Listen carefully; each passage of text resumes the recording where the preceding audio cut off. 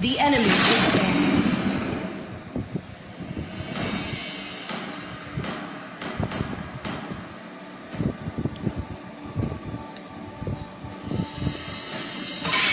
Valor and royalty Your in a team dead is body. banning. The enemy is banned. 3,000 worlds. And not a single worthy foe.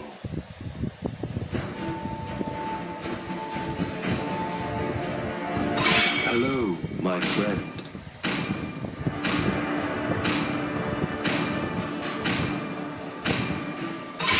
Do you want to make friends Please with ban Nana? a hero.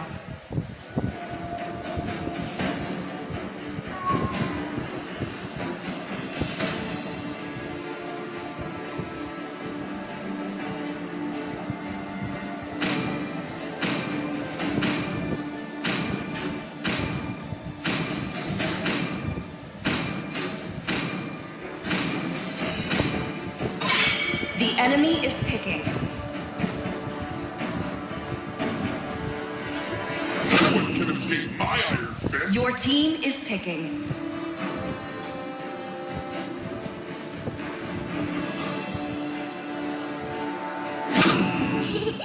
To me, fun is all that matters.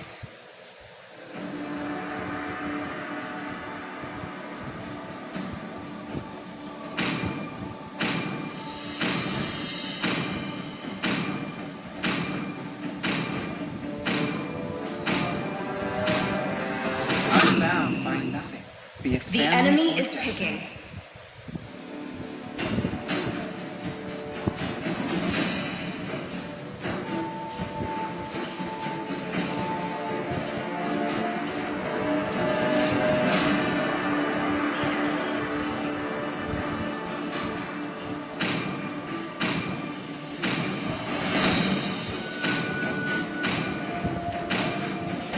Get lost or get arrested. I am he, and Your always team will is be, picking. no matter what. Test. Alpha is online. Welcome to the greatest magic show of all The time. enemy is picking.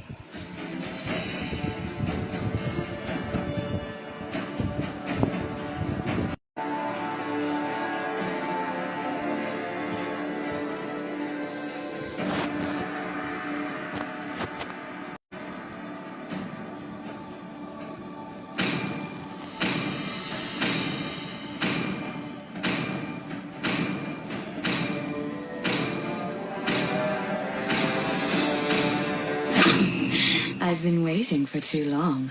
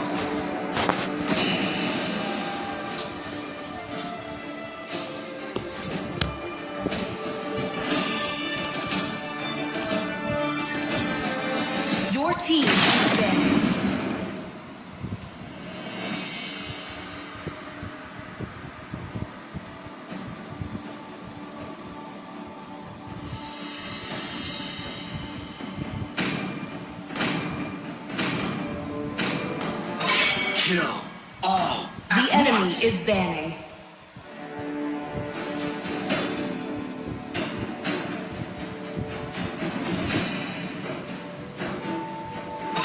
My pleasure. You are Your first. team is banning.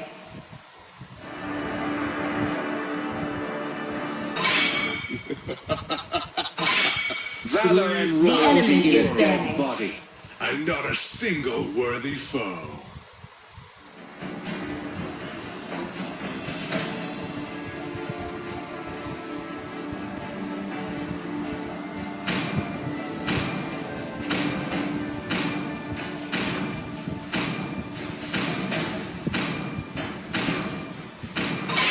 Welcome to the greatest magic show Please of all pick a time. hero. I've been The waiting enemy for is too long. picking. I am me, and always will be, no matter what.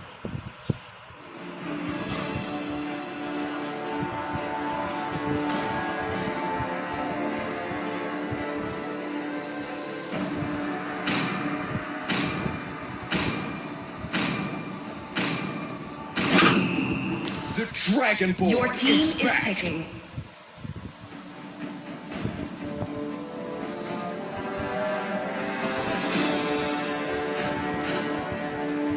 See value in me?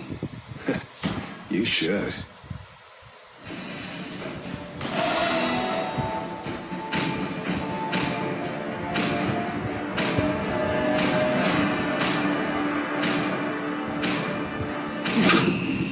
Payback. The enemy is picking.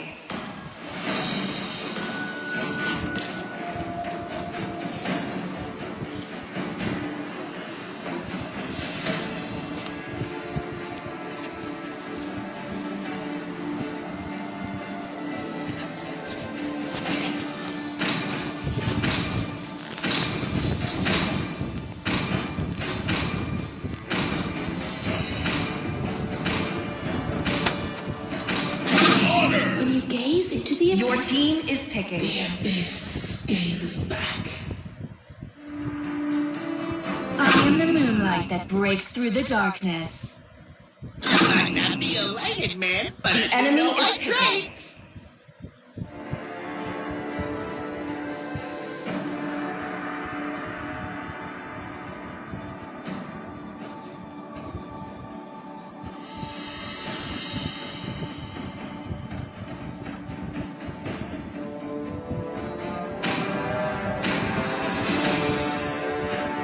never ready. I Give me a am target. vengeance incarnate.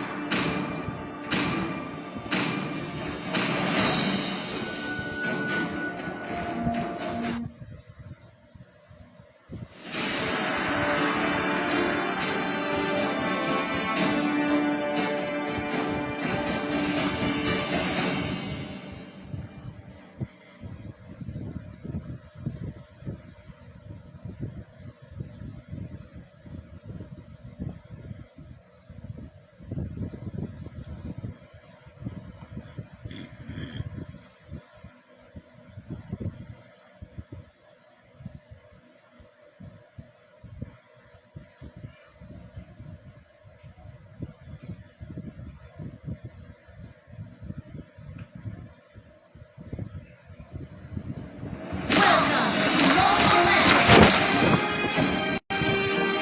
5 seconds till the enemy reaches the battlefield. Smash them! All troops deployed!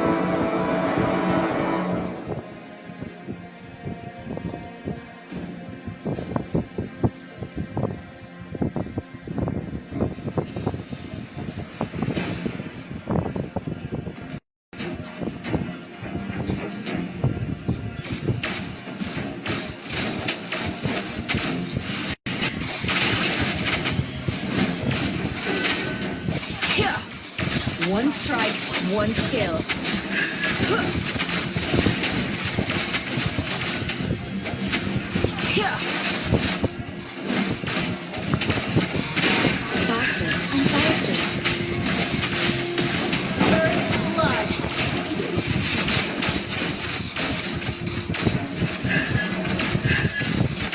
the rhythm.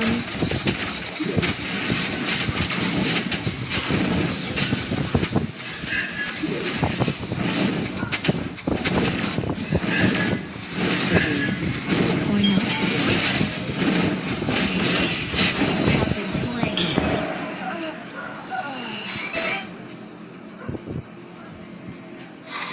Speed, precision, and strength.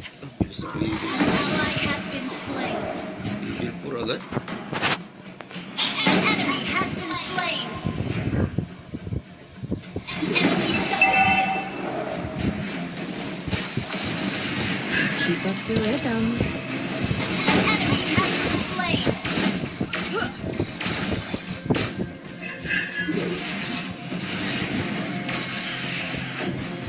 Speed, precision, and strength.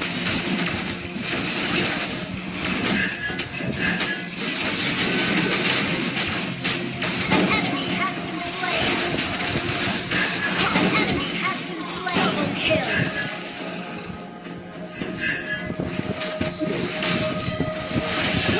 Buti po, assist na ako doon. One strike, one skill.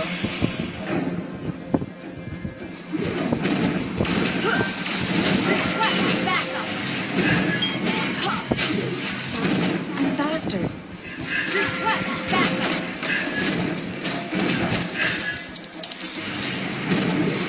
Request backup. Or not to be.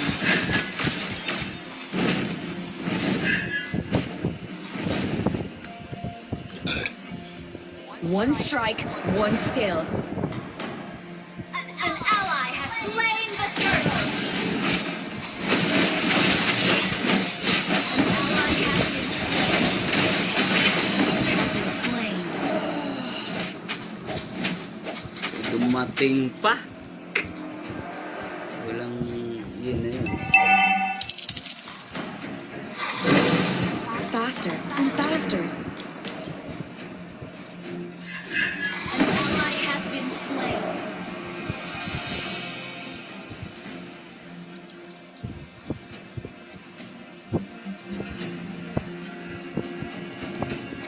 Speed, precision, and strength.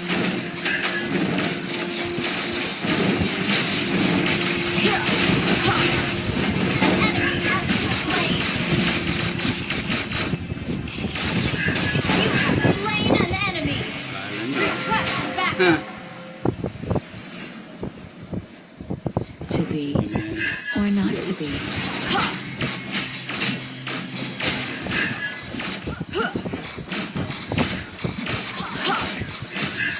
Keep up the rhythm.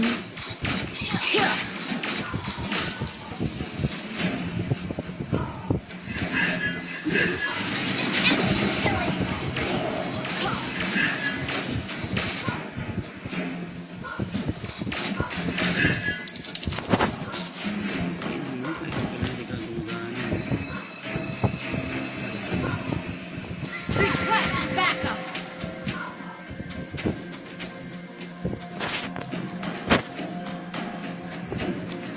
An enemy has been slain. Request backup.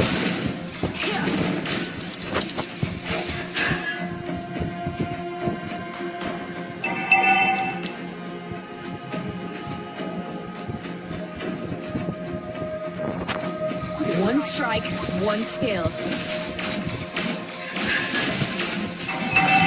An ally has slain the turret. Request backup. Turret has been destroyed. Instant rampage.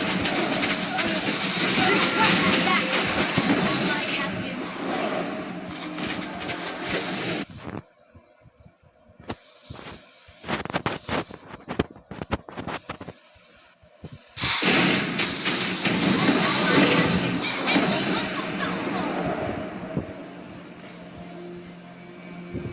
Our turret is under attack. Faster and faster. An enemy has been slain. Keep up the rhythm. Try mo, men. Have been slain. been destroyed.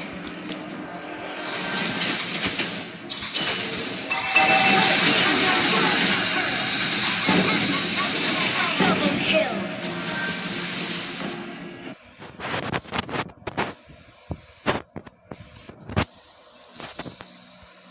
Enemy has been slain. Precision and strength. Push first.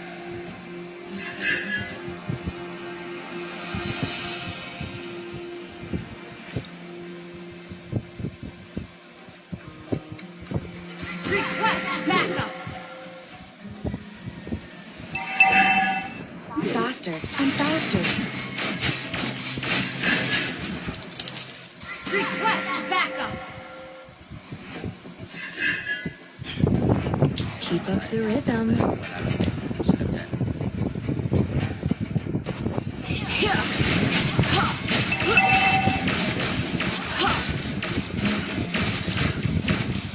Or not to be. Killing spree. Double kill. The enemy has slain the turtle. Enemy double kill. Shut down. Initiate retreat. Initiate retreat. And strength. An enemy has been slain. Shut down. Double kill. Our turret is under attack. One strike, one skill. Our turret has been destroyed. Initiate retreat. Faster and faster. Initiate retreat. Launch attack.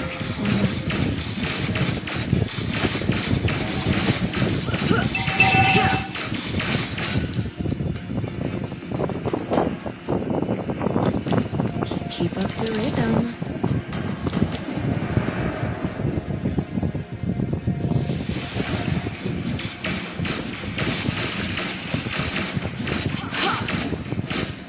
One strike, one skill. Ally has been slain. Enemy has been slain.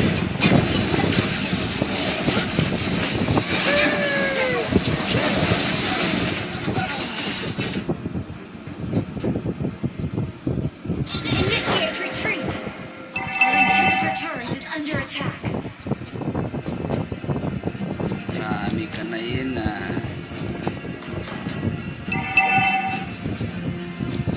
Our turret has been destroyed. Our turret is under attack. Precision and strength. Our turret has been destroyed.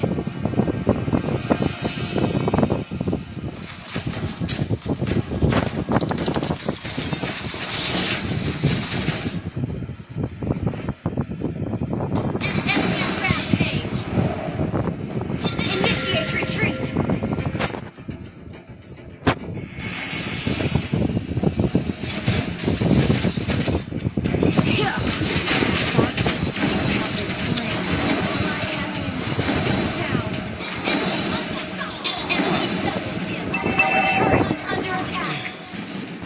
Our turret has been destroyed. Our inhibitor turret is under attack. Slain Lord.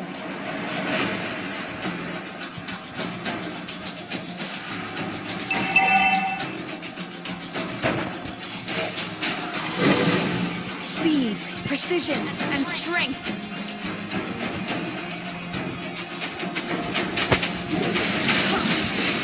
The rhythm.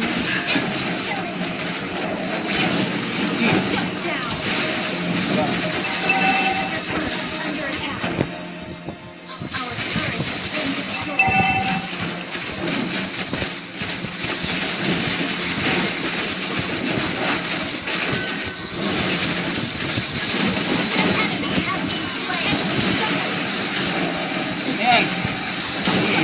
Basta.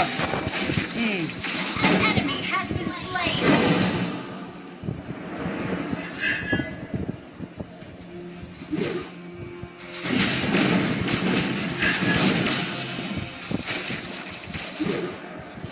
To be or not to be. Yeah. Ha. Yeah. Ha. Yeah. One skill.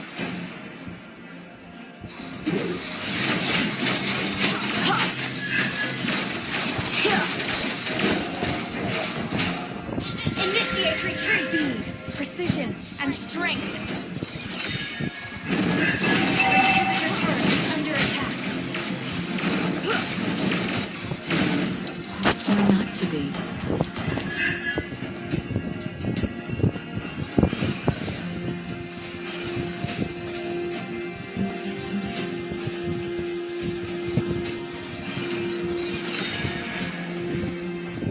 One strike, one skill.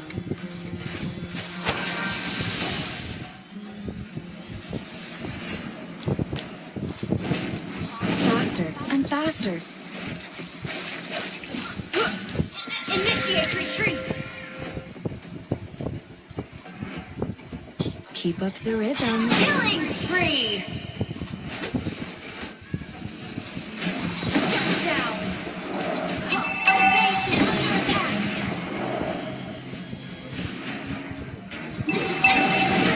Initiate retreat.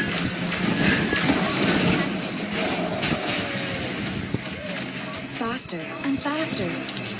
Our inhibitor turret is under attack. Has been destroyed. Our base is under attack.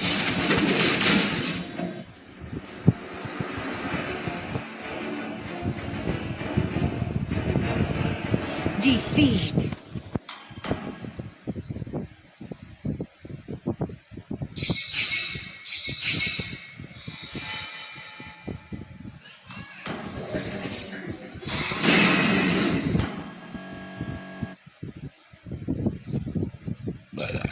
Kurang bobo ah.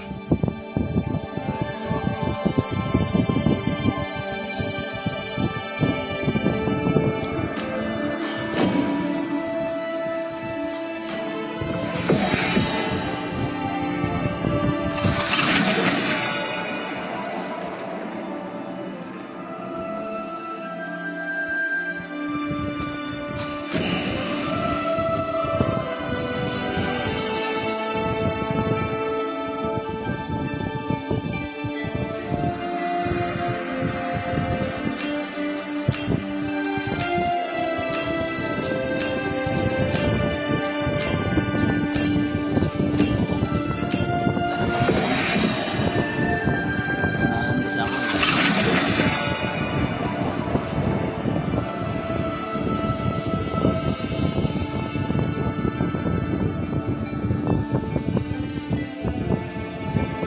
Awit na lang next game. The enemy is dead.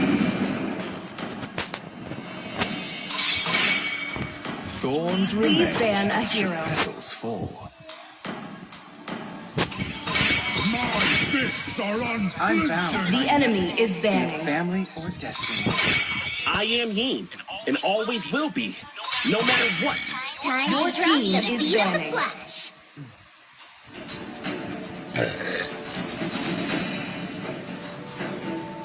The ocean is my The enemy is picking.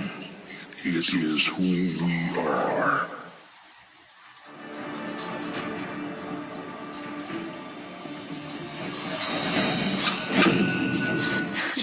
Your team is picking. For too long.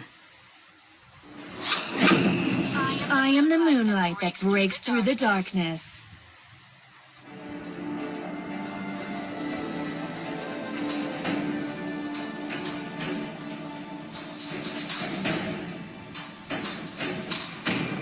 I see lots of prey. The enemy is picking.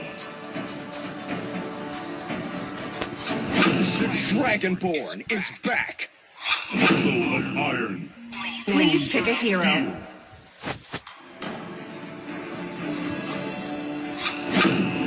My magic flows as freely as the winds. No one can escape my iron fist. The enemy is picking.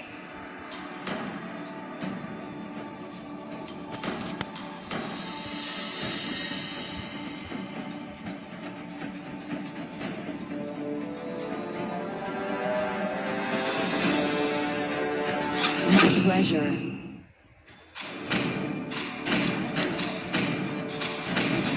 Did you watch Make Friends with Nana? Your team is picking.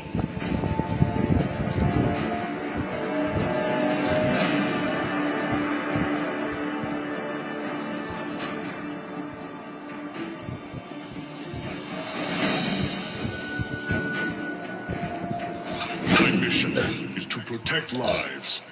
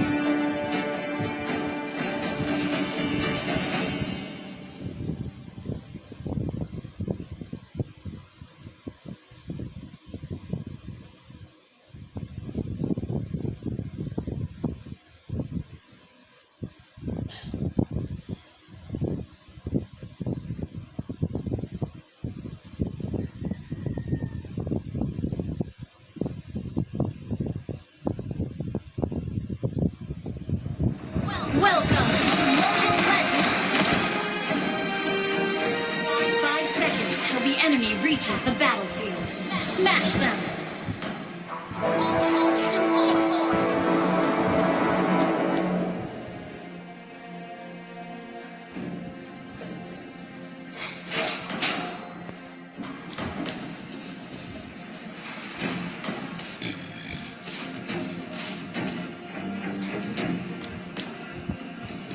The time is now.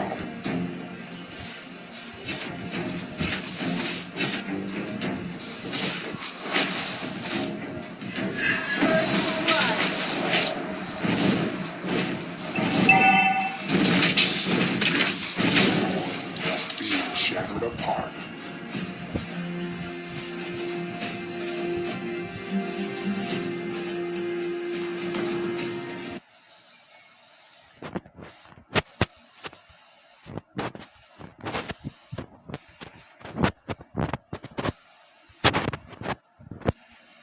Initiate retreat!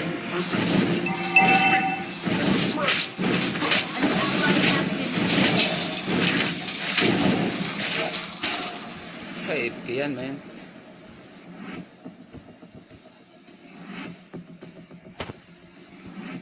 Attack if you dare.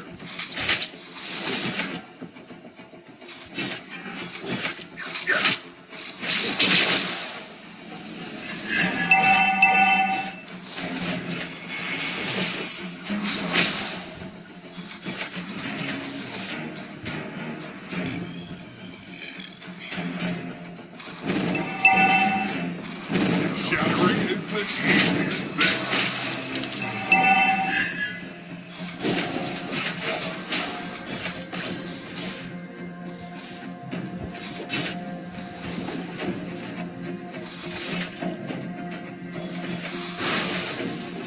Initiate retreat!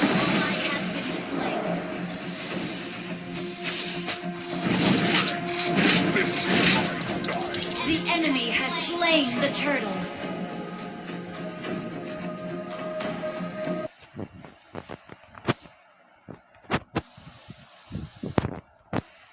An ally has been slain. Strange is simply my style.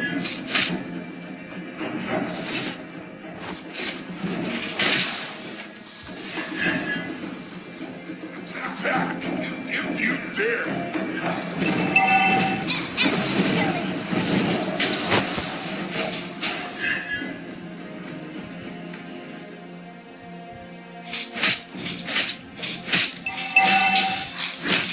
The time is now.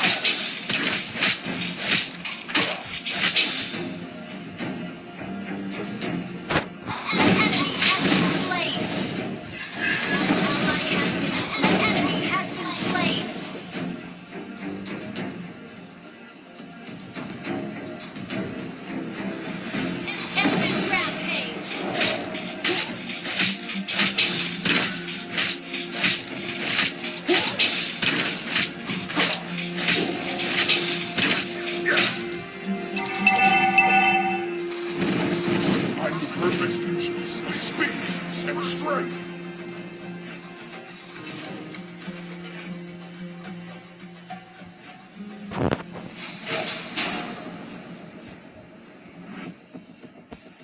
Shattering is the easiest thing.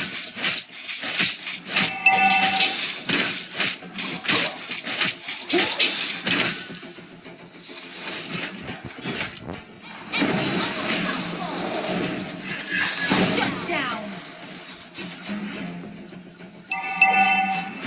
Double kill.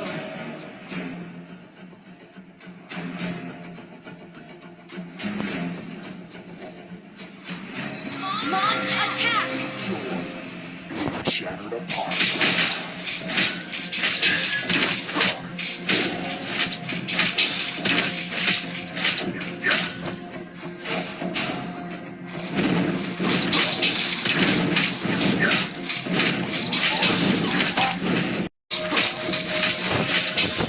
Ally initiate retreat. Killing spree.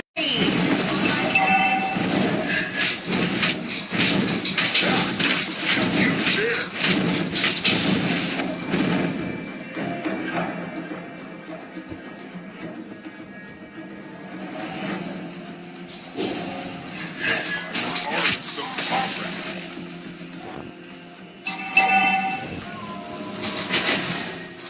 Launch attack. An enemy has been slain. My strength. Double kill. Launch attack.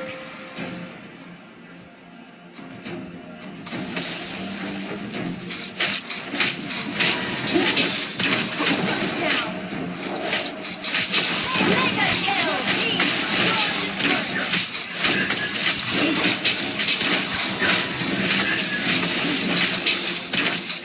Your team destroyed a turret.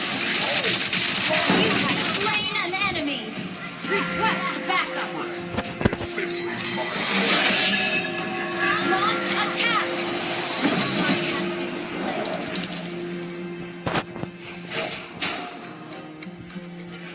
Your team destroyed a turret. Push first.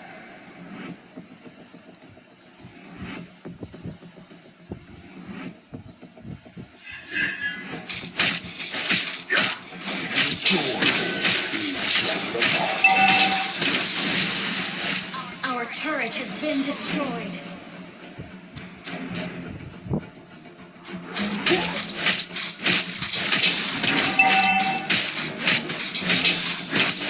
Our turret is under attack.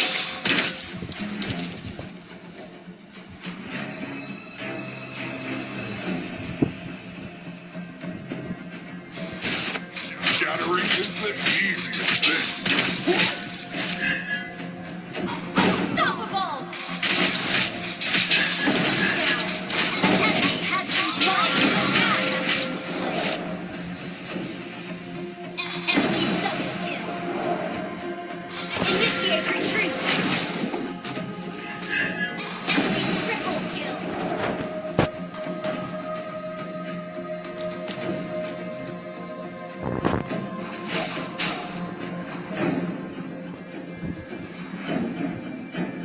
I'm the The perfect. enemy has slain the turtle.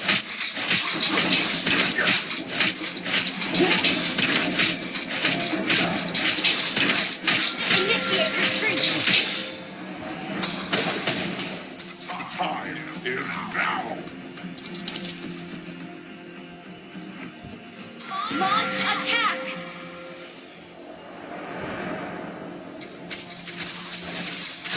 Attack if you dare.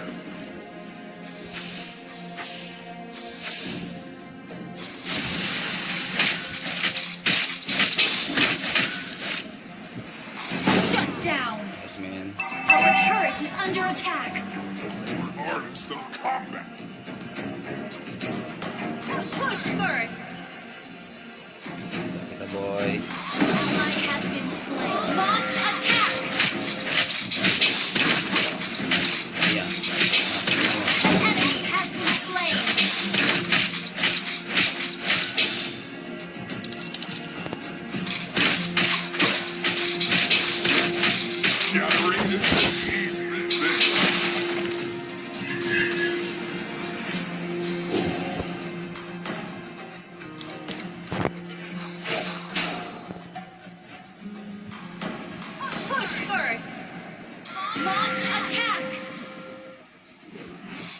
enjoy being shattered apart.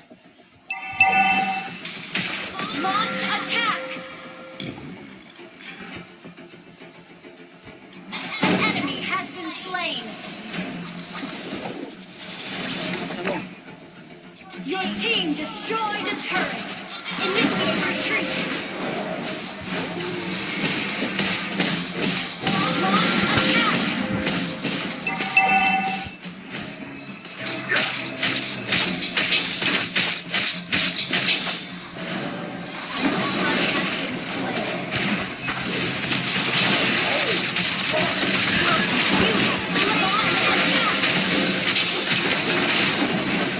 Yan.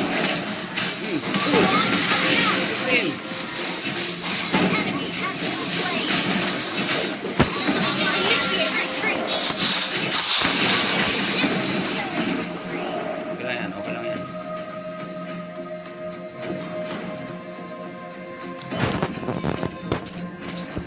Good Pops Gaming sa Launch action. attack.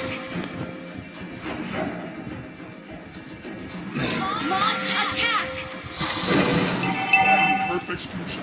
Speed Pero kutsal. Kutsal. Shut up. Lord man, Lord. Request backup. Tayo. Tara. Request backup. It is simply my style. Ally has been slain. Request backup. Request backup. Our turret has been destroyed. An enemy has been slain. Launch attack.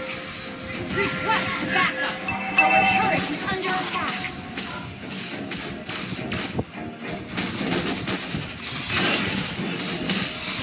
An enemy has been slain. Our turret is under attack.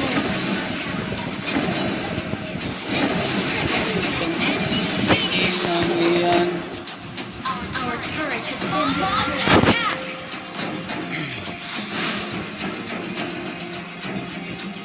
Our turret is under attack. Our turret has been destroyed.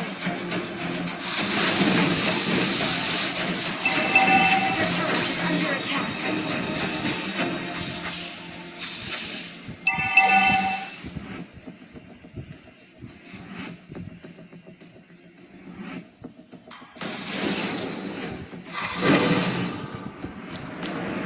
I'm the perfect fusion of speed and strength.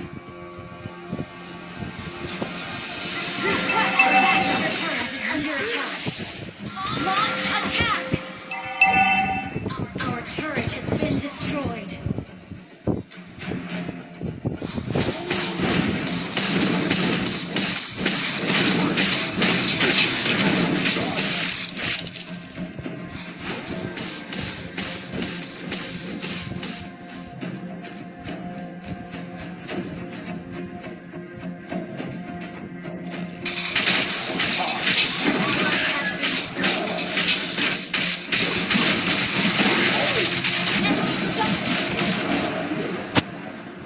Minus fists. It's unstoppable.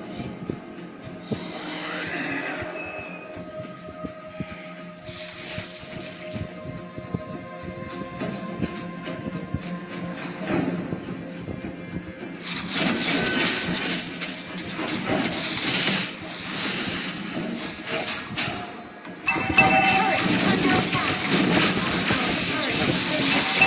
Our turret is under attack. Launch attack! Shattering is the Ally has been slain.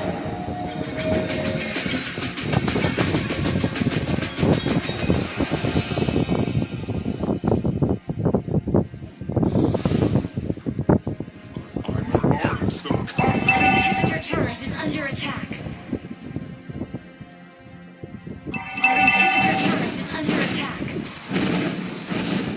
Our turret has been destroyed. Base is mo. Our inhibitor turret is under attack. Our turret has been destroyed. Our inhibitor turret is under attack.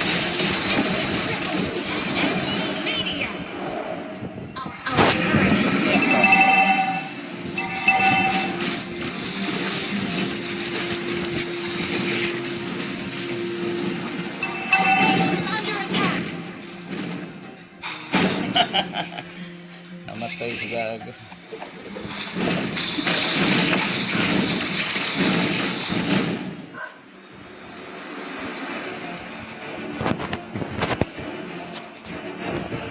Defeat.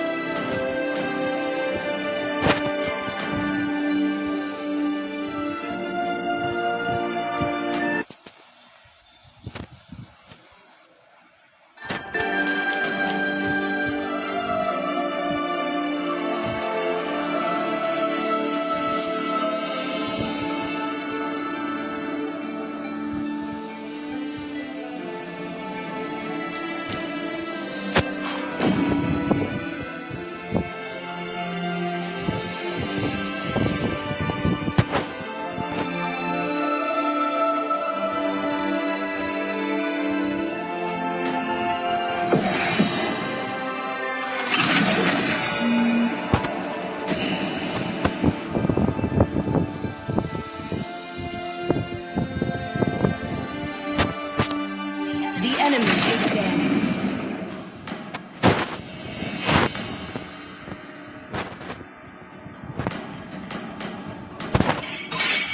I'm bound by Please ban a nothing. hero. Family or destiny.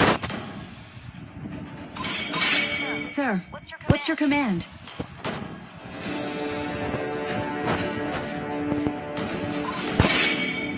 I am he. The enemy and always is will banned. be, no matter what.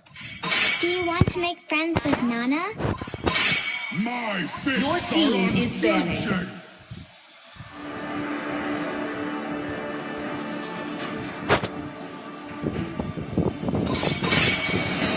Valor and The enemy royalty in is a dead picking. body.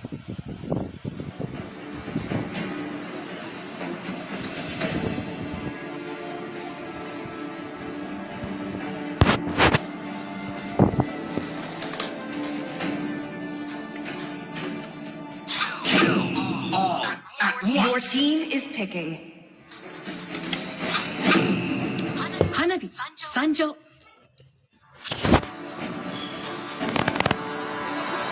I am a daughter of The North enemy Vale. is picking. I swear to protect it till my last breath. This land is our home, and it will soon be your burial Please ground. pick a hero. Ready? Go!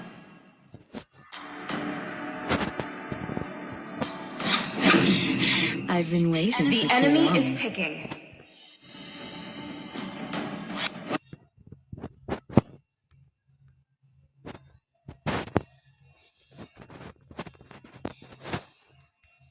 Your team is Flows as picking. freely as the winds.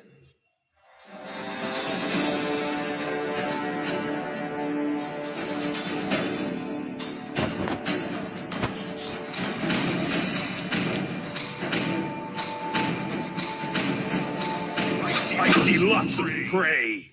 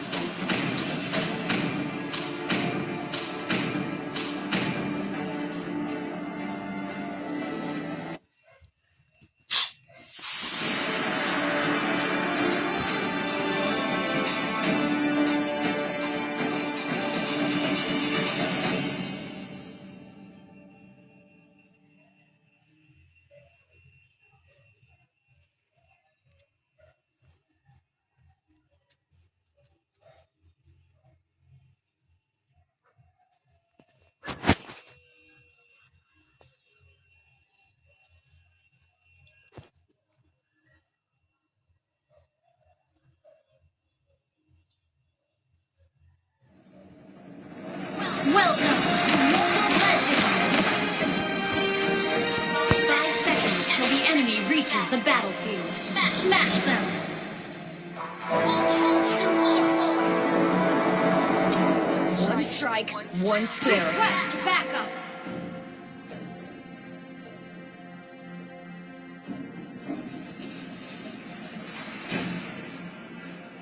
To be or not to be. Initiate retreat.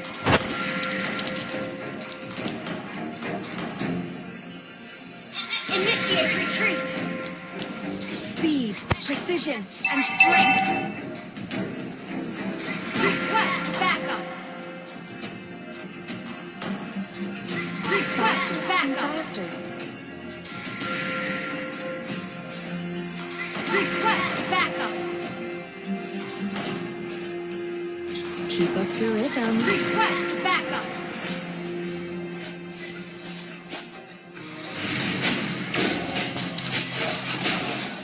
Faster and faster.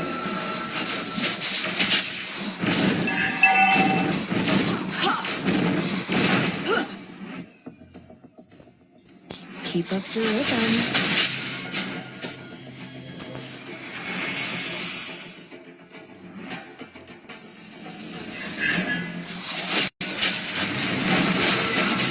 One strike, one skill.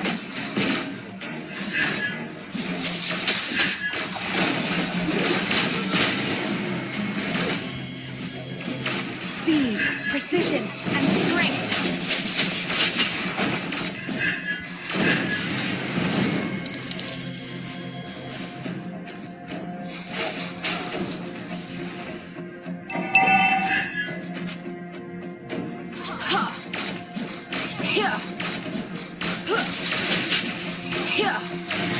Request backup. First blood.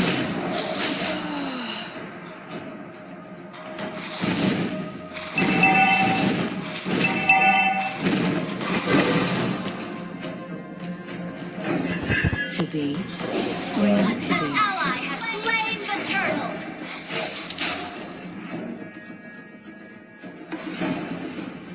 An ally has been slain.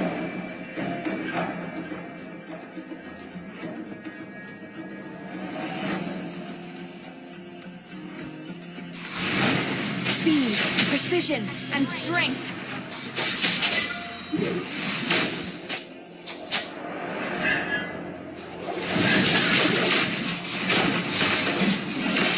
To be or not to be. Ally has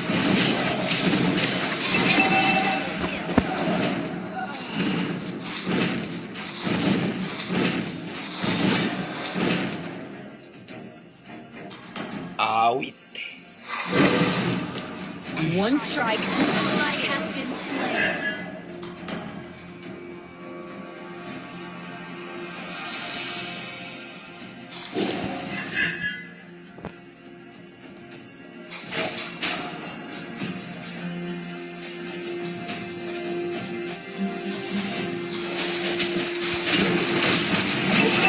faster and faster. An enemy has been slain. Hindi na ka pa. Keep up the rhythm.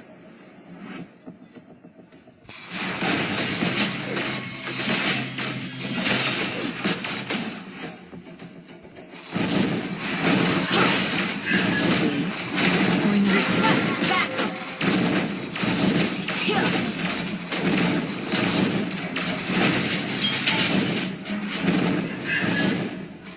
Tulungan natin, men. Patay ulit ito, men. Teka.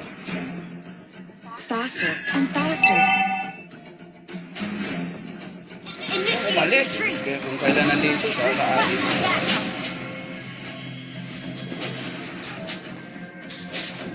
One strike, one skill.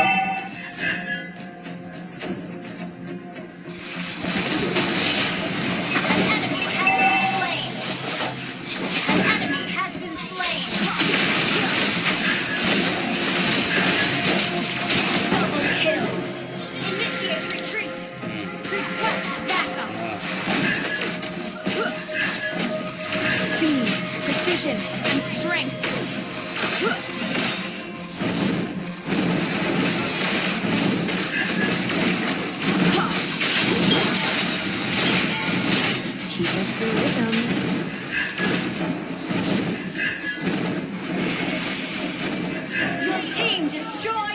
turret. The enemy has slain the turtle. Faster and faster. Ally has request backup. To be or not to be. Ha! Request backup.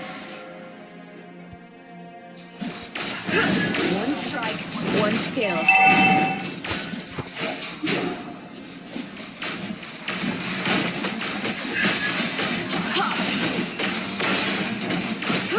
Speed, precision, and strength.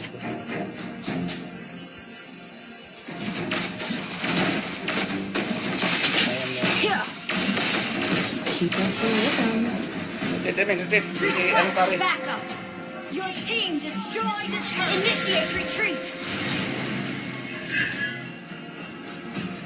Request backup. Men, dito lahat na yan. Speed, precision, and strength.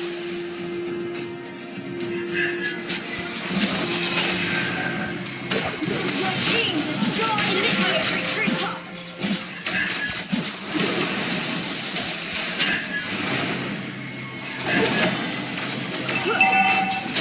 To be or not to be. Our turret has been destroyed.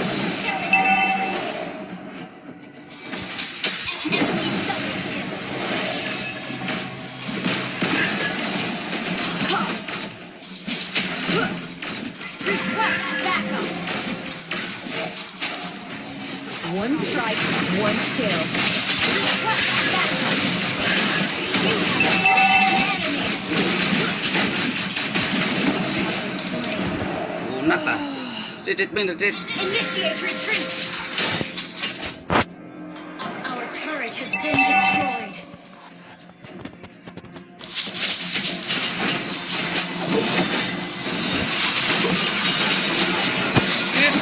Initiate retreat.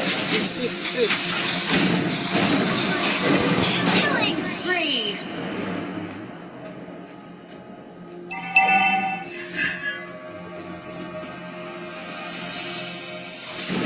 Our turret has been destroyed.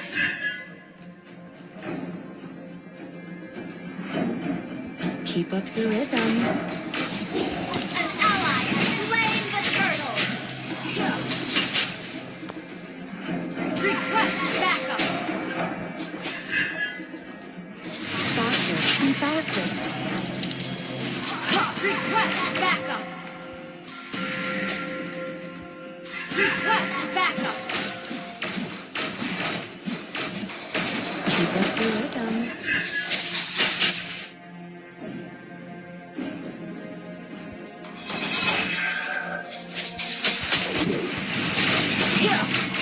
Faster. An enemy has been slain.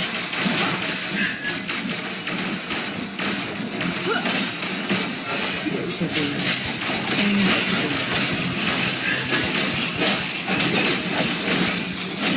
Uy, tulong! Ay, sus naman. Ally has been slain.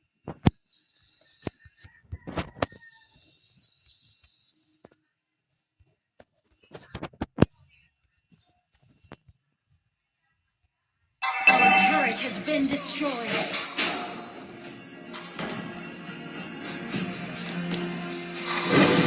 One strike, one skill.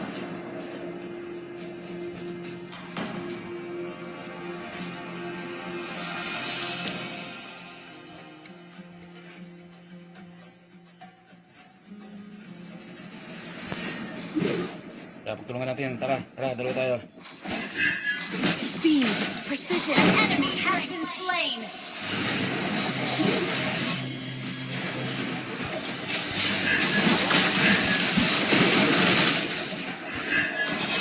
Keep up the rhythm.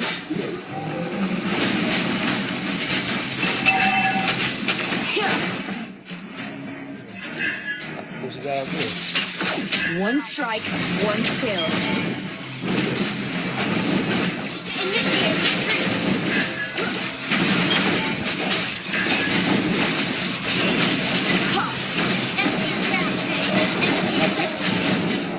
Dead! Initiate retreat.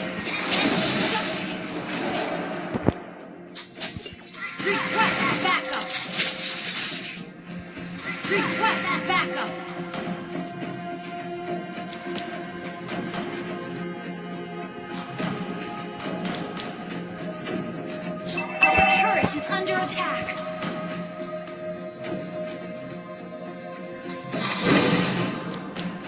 Speed, precision, and strength.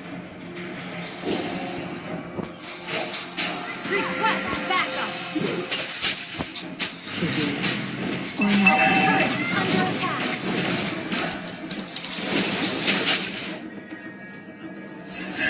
Turret is under attack.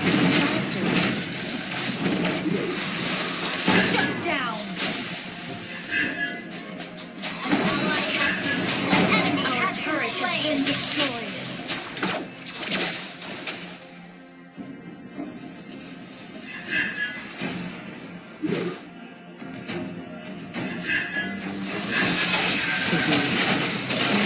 Enemy has been slain.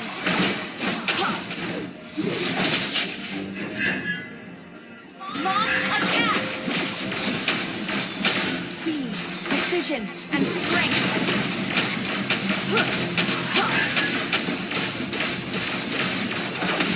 Request backup. One strike, one kill.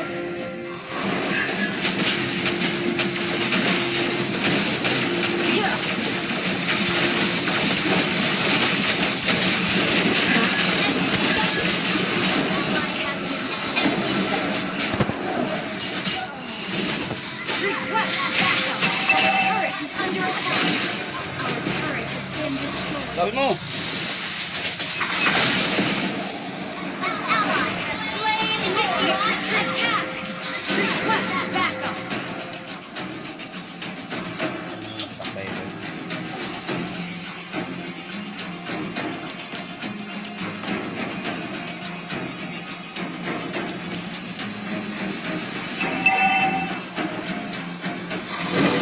Keep up the rhythm.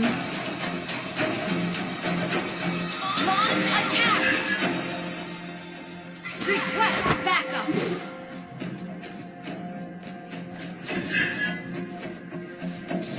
Launch attack. Clear up lanes.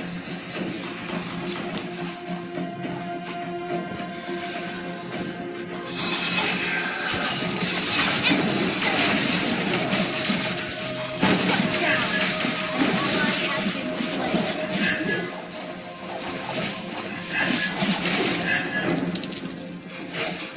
Speed, precision, and strength. Your team destroyed a turret.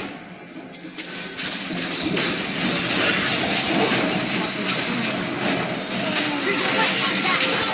An enemy has been slain. Ally has been slain. Initiate retreat.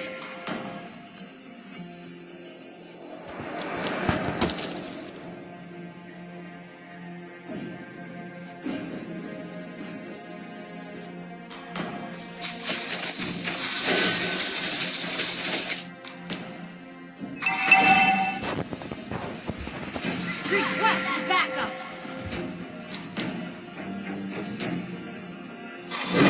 Keep up the rhythm. Request backup.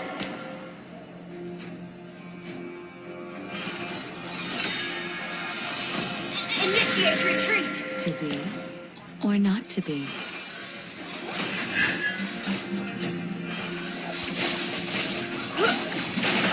Our inhibitor turret One is under strike, attack. one kill.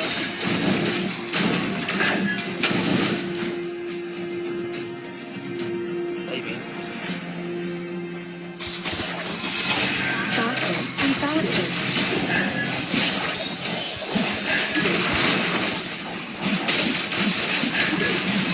You have slain an enemy.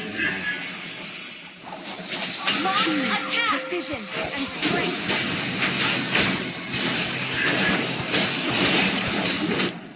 Uy! Enemy godlike. No! An enemy has been slain.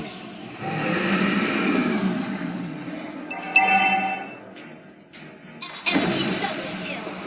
Initiate retreat. Alayas pa yung gago na yun. Napatay. Initiate retreat.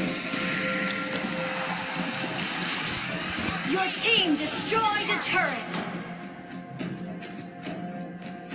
Initiate retreat.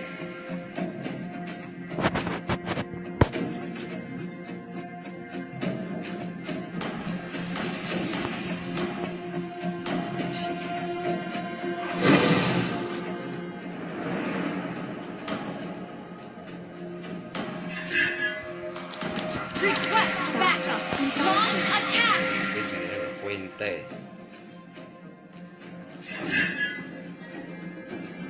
Request backup. Keep up your rhythm.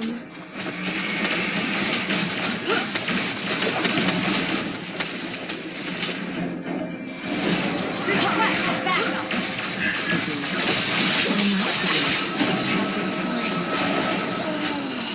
Your team destroyed the turret. Shut down. Double kill. Push. Initiate Đi đâu? Shut down. Triple kill. Man. Launch attack. Request backup.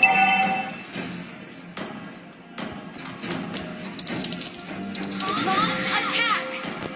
Request initiate retreat.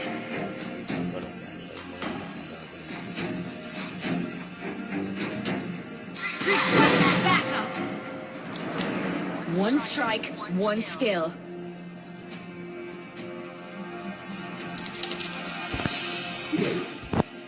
Keep up the rhythm. Your team destroyed the turret. Initiate retreat. Đâu anh được dẫn đấy. Initiate retreat. Our inhibitor turret is under attack.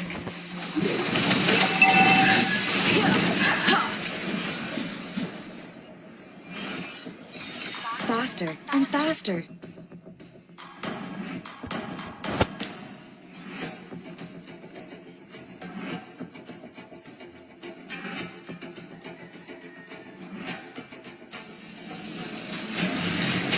To be or not to be. Ally has been slain. Request backup. Ally has been slain. You have slain an enemy. Launch attack.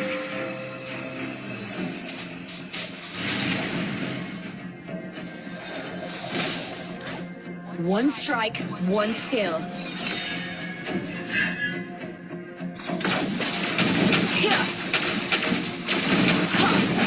Our request is under attack. Our base is under attack. Down.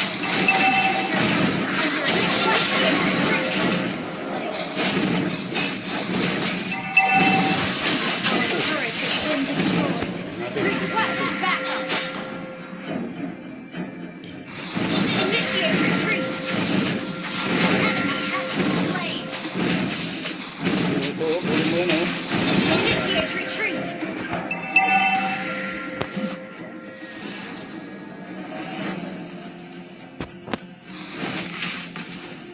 Initiate retreat.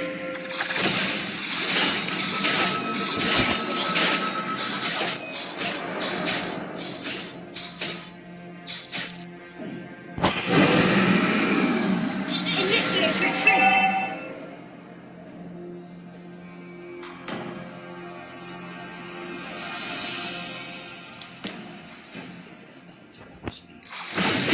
Ally has been slain.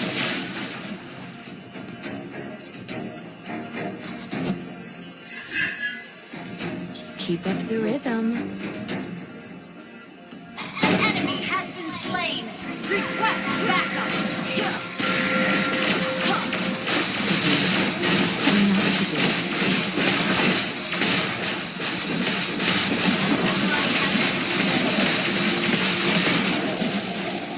An ally has slain. Request initiate retreat.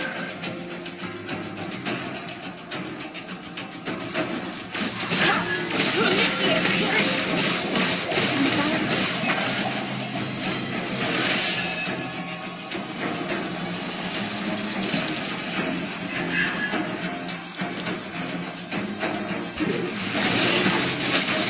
Under attack. Move, man. turret has been destroyed. An ally has been slain. Initiate retreat has been slain. Ally has been double kill. Initiate attack. Request backup.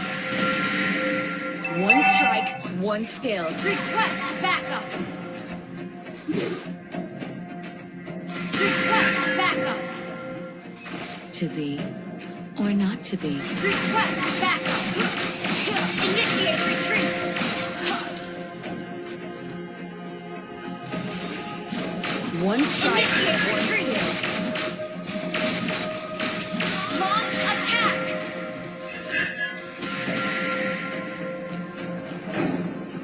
Launch attack. Precision and strength. Down.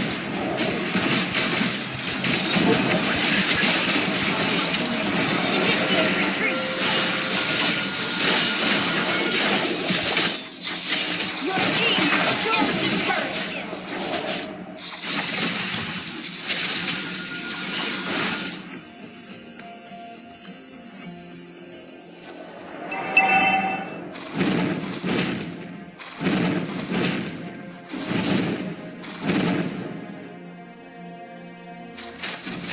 Request backup.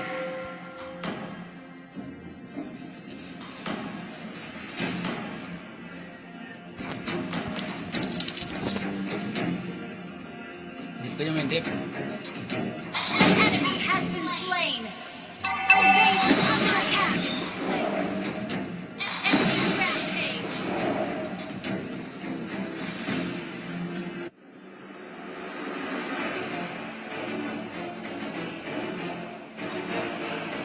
Defeat.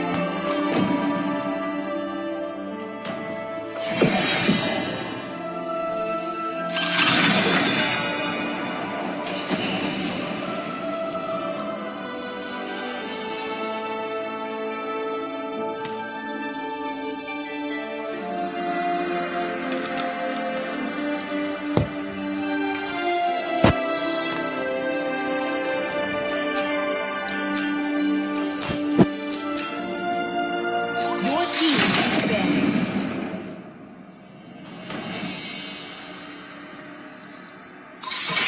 I am Heen. The and enemy always will is be, banning. no matter what.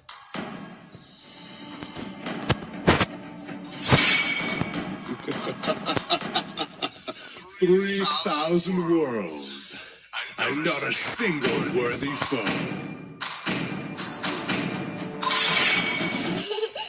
Your team is banning. All that matters.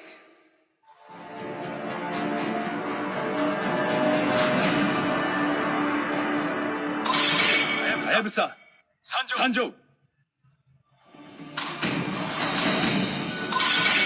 Valor and The enemy loyalty is in a banned. dead body.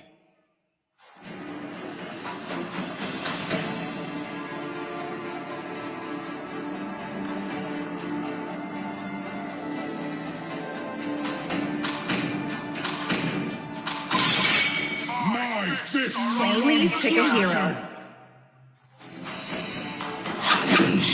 I've been waiting. The enemy is picking. Need some stitches? I can help. Saber, you're all Your team is unforgivable. picking. Wipe out all the injustice in the world. is back. The enemy is picking. Want to make friends with Nana?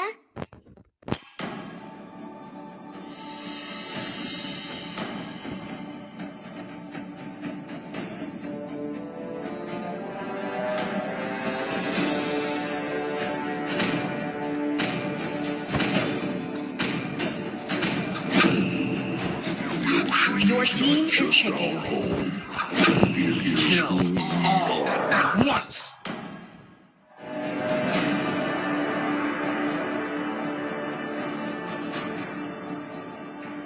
Among the planes exists the enemy equilibrium, is picking. which I was made for.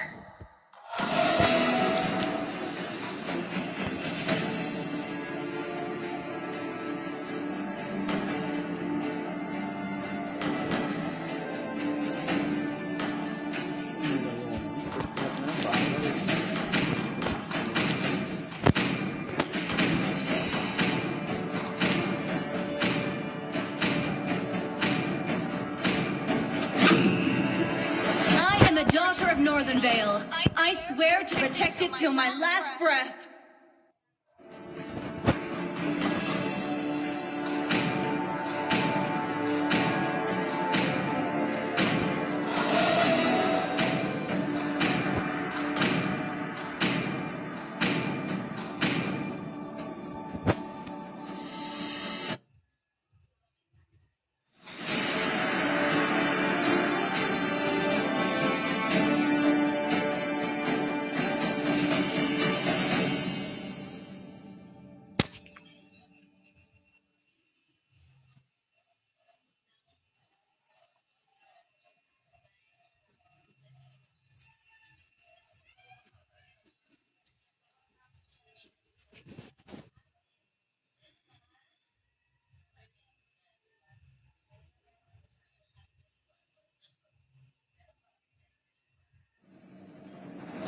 Welcome to Mobile Legends!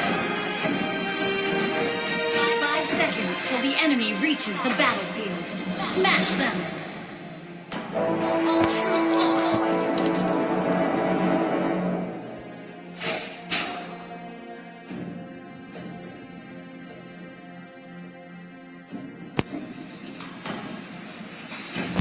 Faster and faster.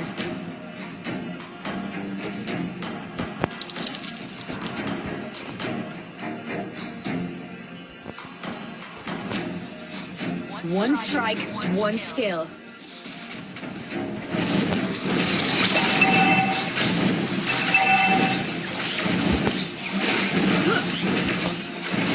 To be or not to be.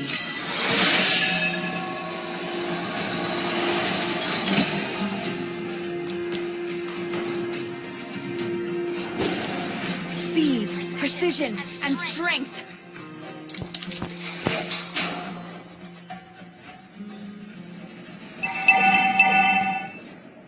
Keep up your rhythm.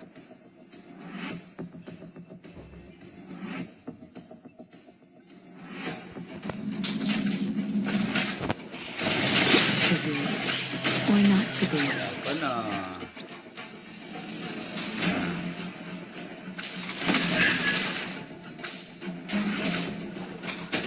Faster and faster.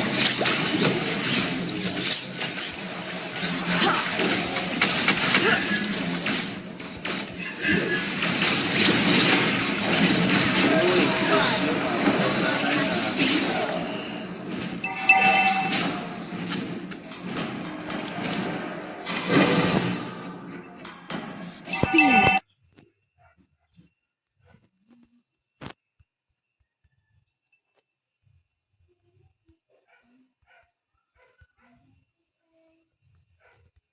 Precision and strength.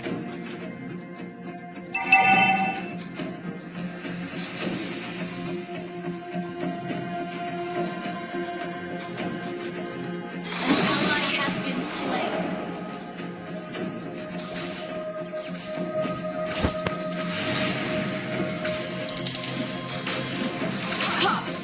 Ally has been slain. An enemy has been slain.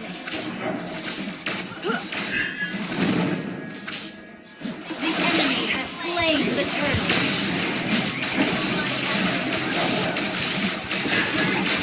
You have slain an enemy. Amen. Ang bangis na yan. Keep up the rhythm.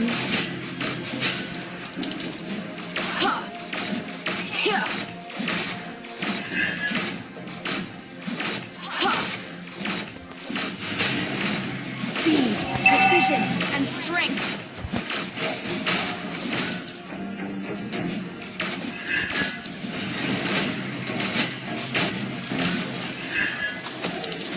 One strike, one kill.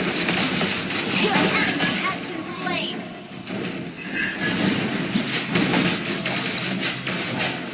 Faster and faster.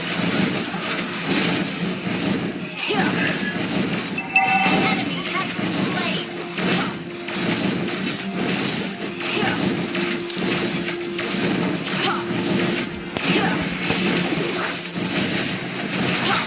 To be or not to be.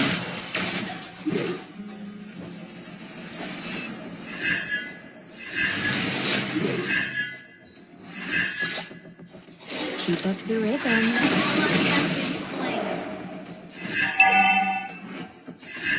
Kasi umuwi.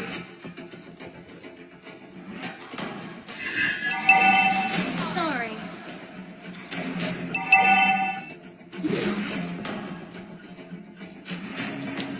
Ally has been slain.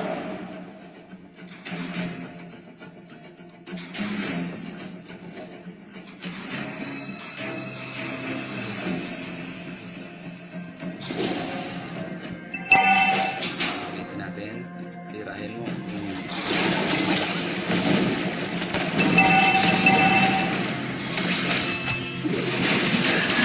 You have slain an enemy.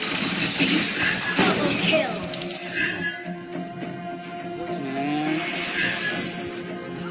Speed, precision, and strength.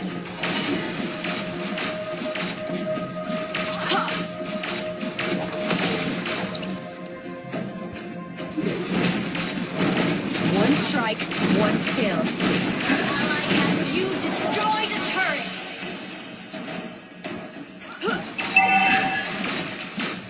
Request backup. And faster.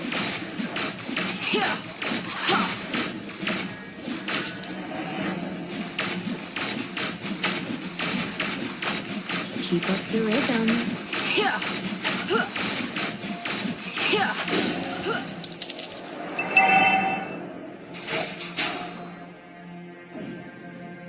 An enemy has been slain.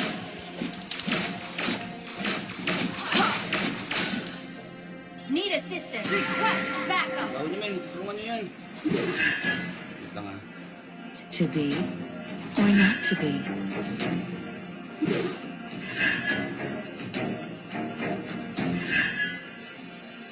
The enemy has slain the turret. Mega kill. Shut down. Double kill. Ally has been slain.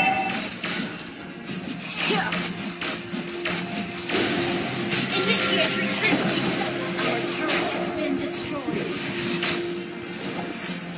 Faster and faster.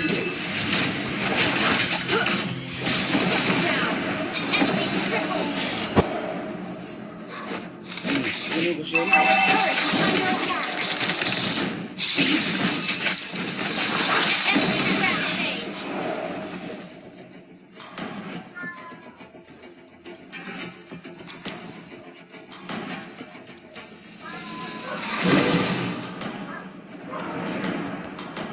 An enemy has been slain.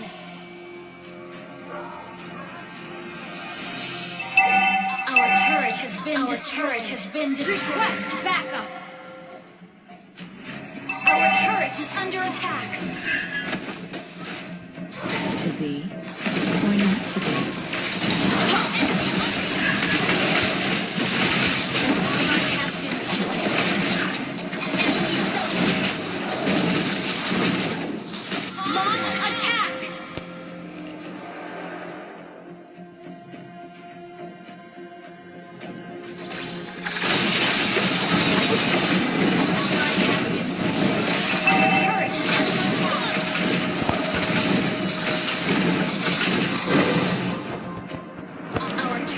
Been destroyed.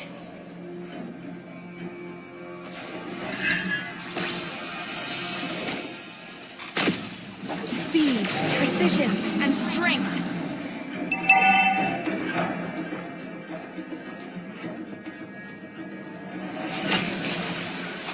Keep up the rhythm.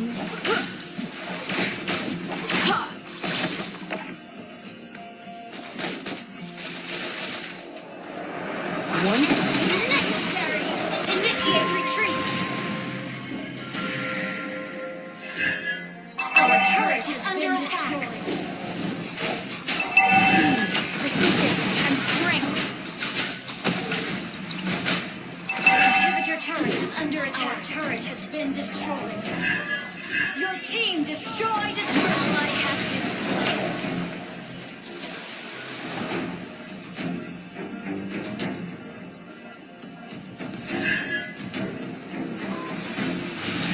To be or not to be.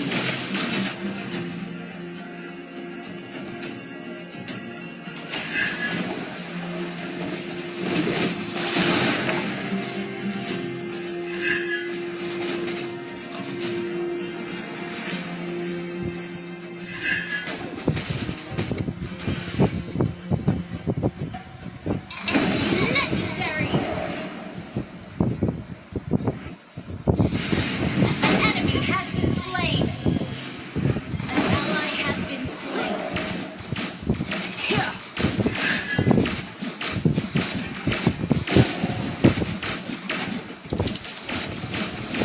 One strike, one kill.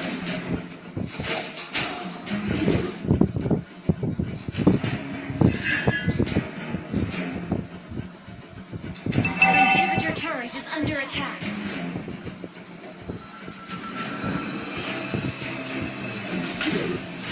Faster and faster.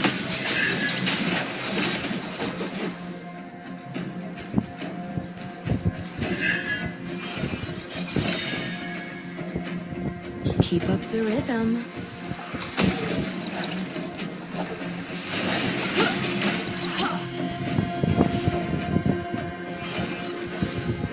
Faster and faster.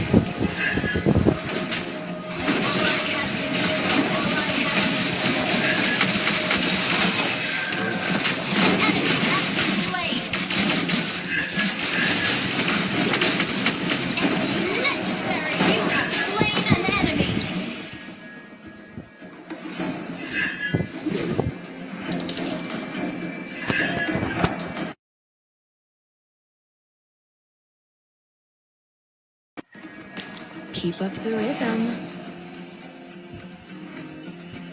Our inhibitor turret is under attack.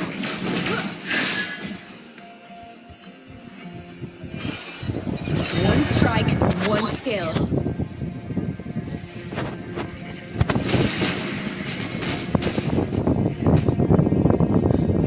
Speed, precision, and strength.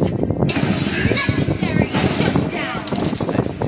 Our inhibitor turret is under attack. Launch attack.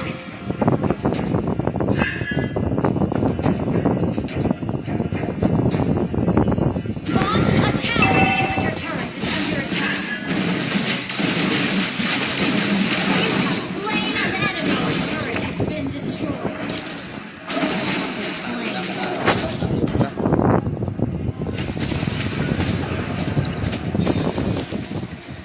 An ally has been slain.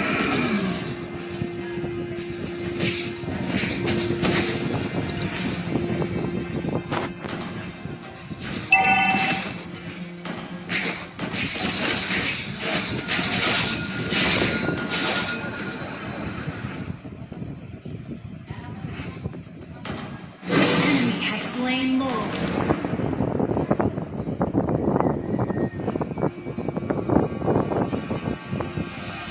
One strike, one skill.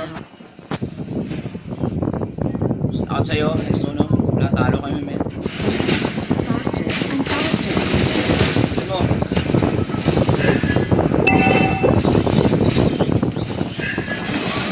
Initiate retreat. You have slain an enemy. Down. Double kill. Man.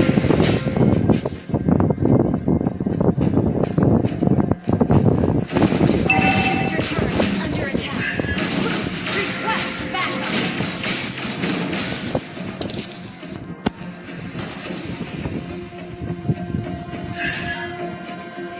Speed, precision, and strength.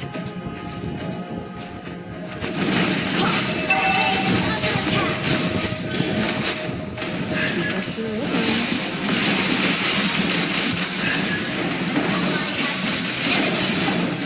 Killing spree. Double kill. Triple kill.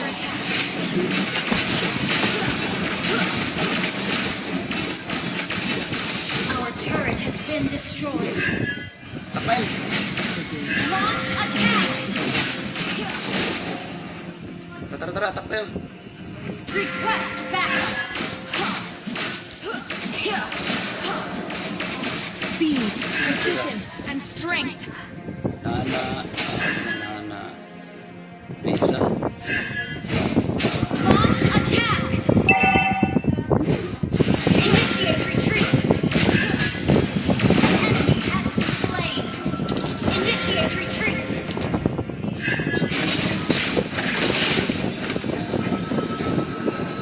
Request backup.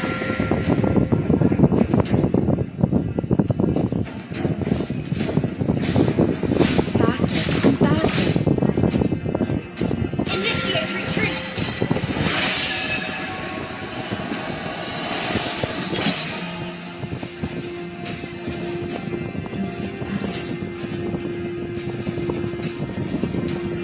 One strike, one skill. An enemy has been slain.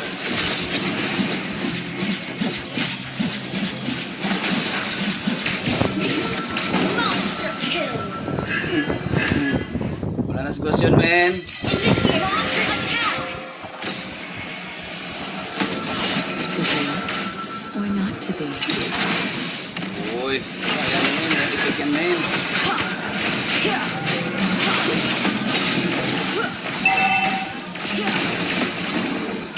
Enemy has been slain. Shut down. Enemy double kill. Enemy triple kill. Tinira sa likod, ha. Your team destroyed a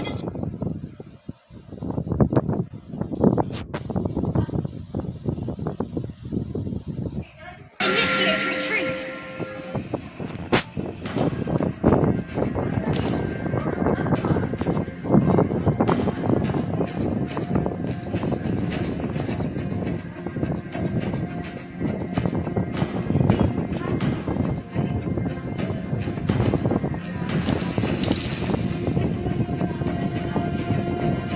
Silong. Initiate retreat.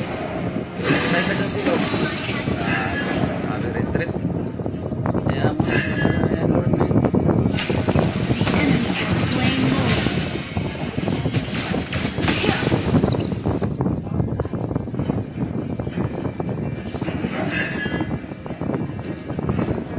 Well played. Initiate retreat.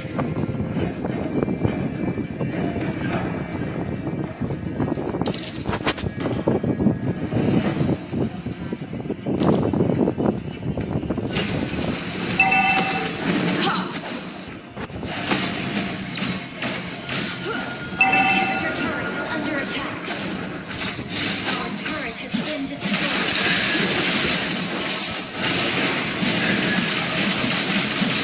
You have slain an enemy.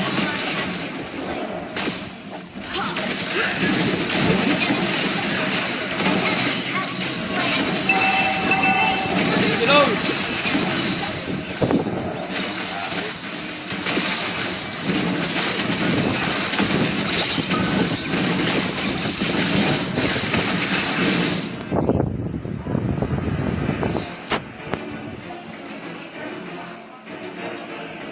Defeat.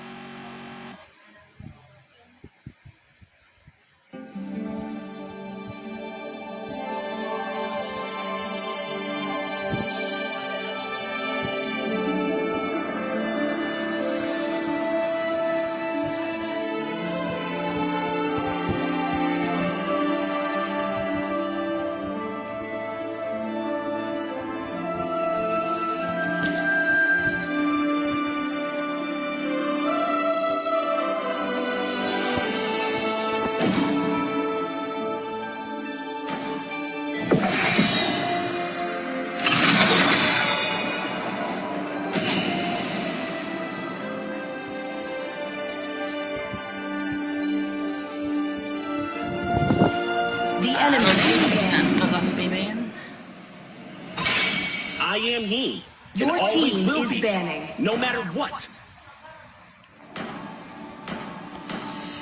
Baba ng win rate natin.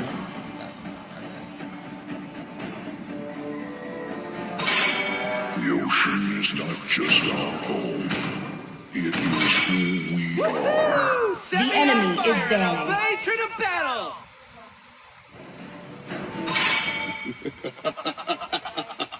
3,000 worlds. And not a Ban a single hero worthy for too foe. long.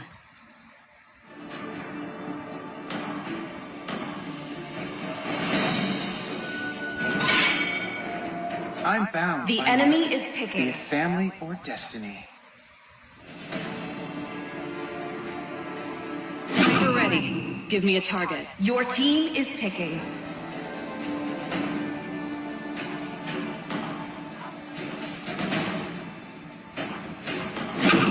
My pleasure. I'm the moonlight that breaks through the darkness. The enemy is picking. Only love and night are everlasting. Your team is picking. Love and hope are the two greatest inventions.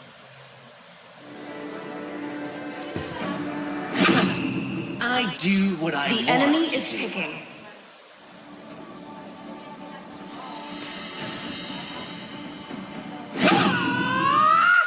Wipe out all the injustice in the world.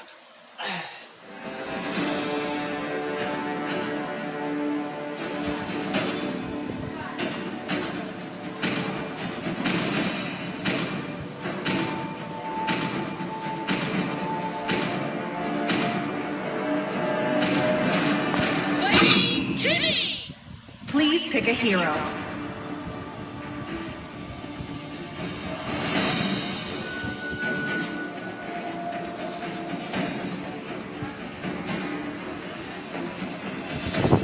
My magic flows as freely as the winds. Yan mo ba yung mga galawan ng meds na rocket na yan?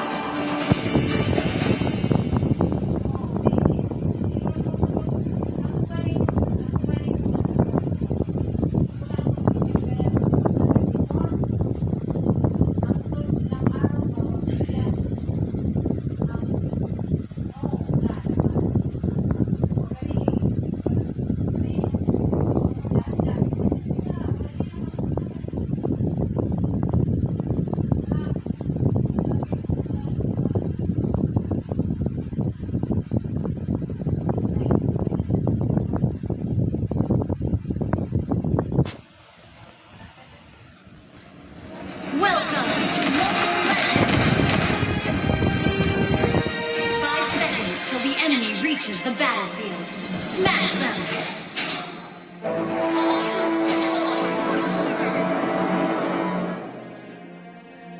Nothing can stop me from soaring to the skies.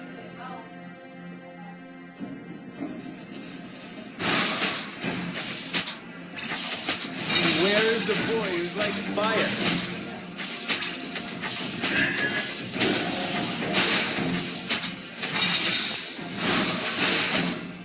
Listen, it's the sound of the winds.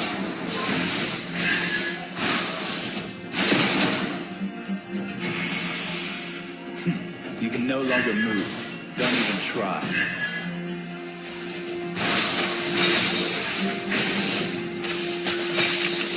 In the name of the wind.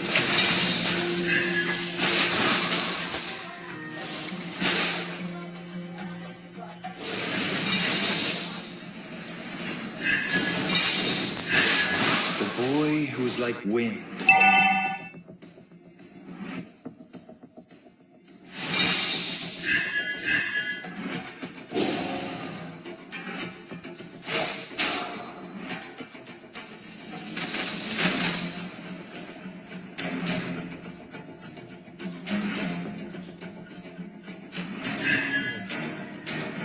The storm is coming.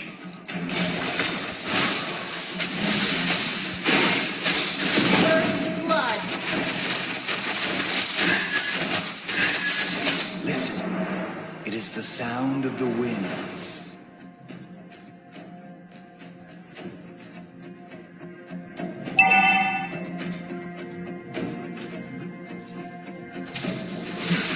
No longer move. Don't even try.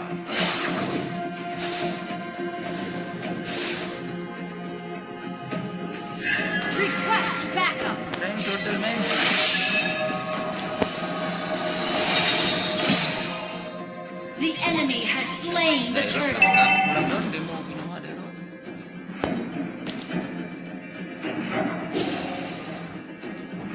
Bagong main. Score yan na eh. An ally has been slain.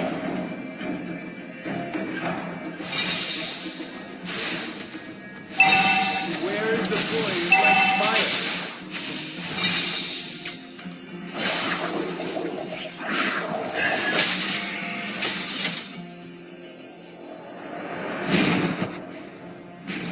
The storm is coming.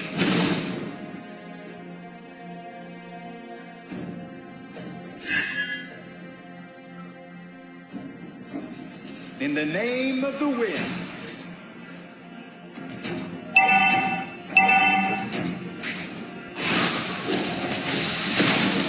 Nothing can stop me from soaring to the skies. An ally has been slain. Meron na ito. Kaya na. The boy who is like wind.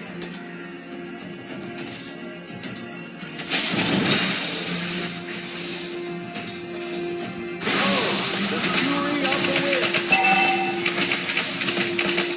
Have been slain. Never stops.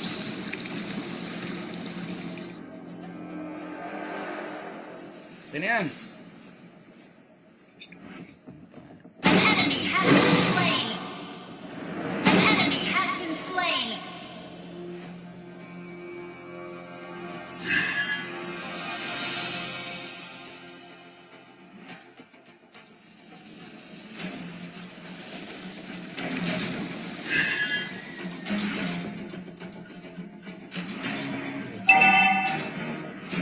Request backup.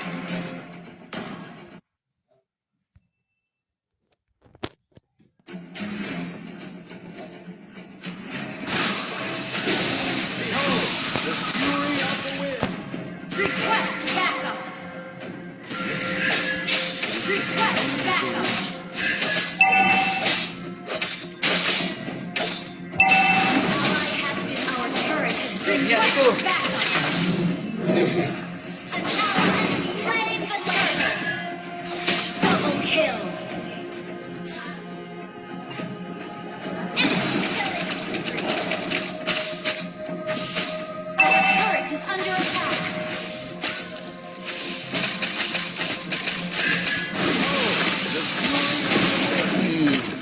Nothing can stop me from soaring to the skies.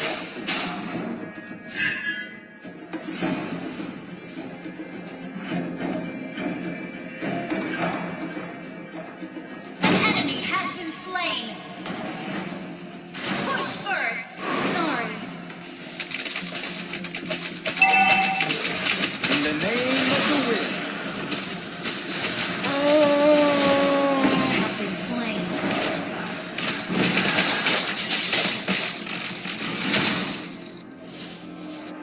An ally has been slain. Your team destroyed a turret. Your team destroyed attack. The storm is coming. Our turret has been destroyed.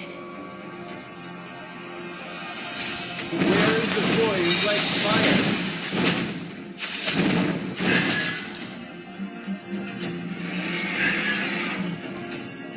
The boy who's like wind. Request backup.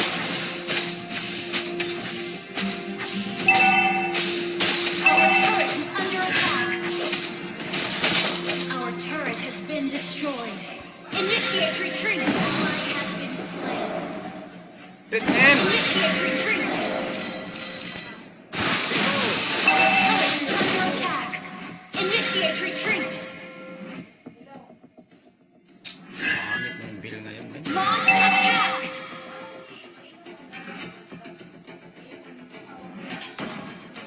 Nothing can stop me from soaring to the skies.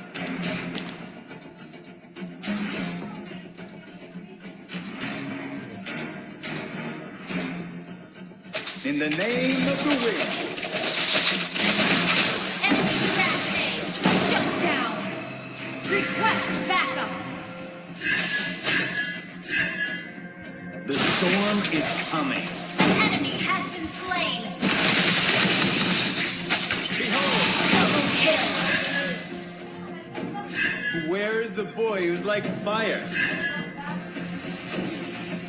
Our turret is under attack. An enemy has been slain.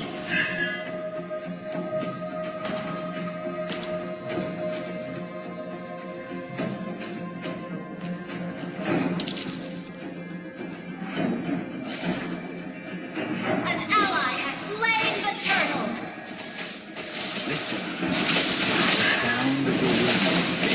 Ally has launch attack. Enemy double kill. You have been slain. Revenge for me.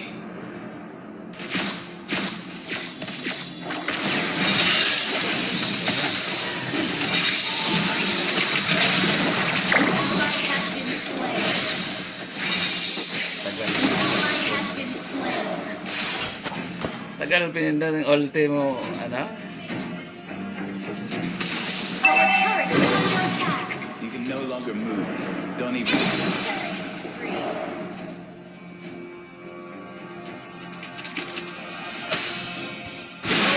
The fury of the wind.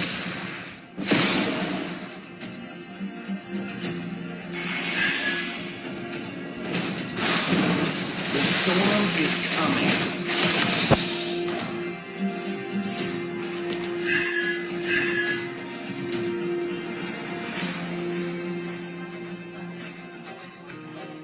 Our turret has been destroyed. Nabagsak na yung ano. An enemy has been slain. Nothing can stop me from soaring to the skies. Shut down. Our turret is under attack. Our turret has been destroyed. Ay, nakapaboy. Request backup.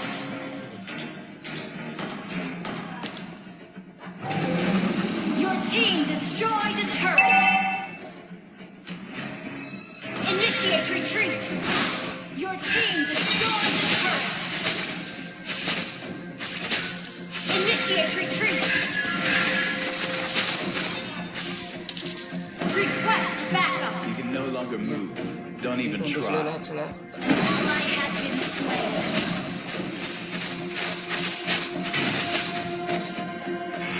The boy who was like wind. Thank you. Your team destroyed a turret. In the name of the winds.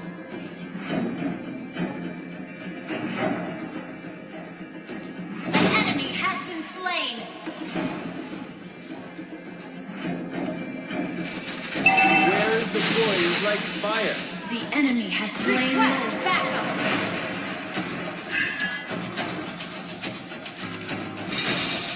The fury of the wind.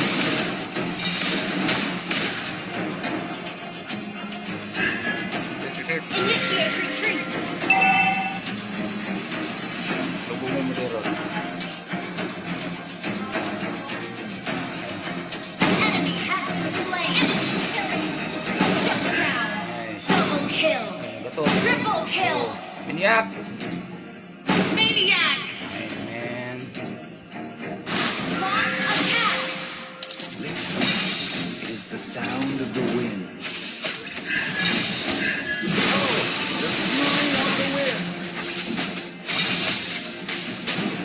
Where is the boy who's like fire? Clear up lanes.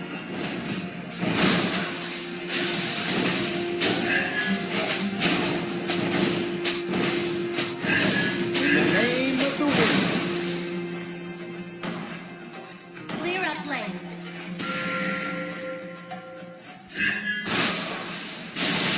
Listen, it is the sound of the winds. Launch attack!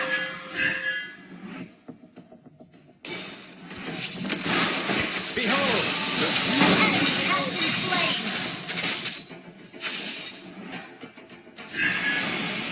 Clear up lanes. the storm is Initiate retreat.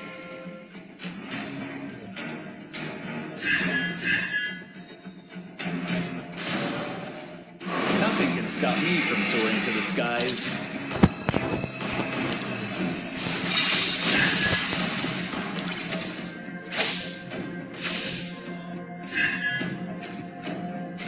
You can no longer move. Don't even try.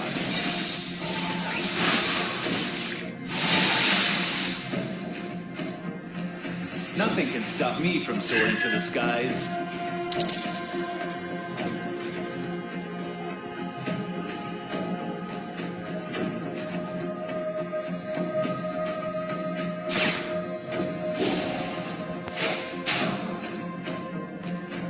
The boy who was like wind. Request backup.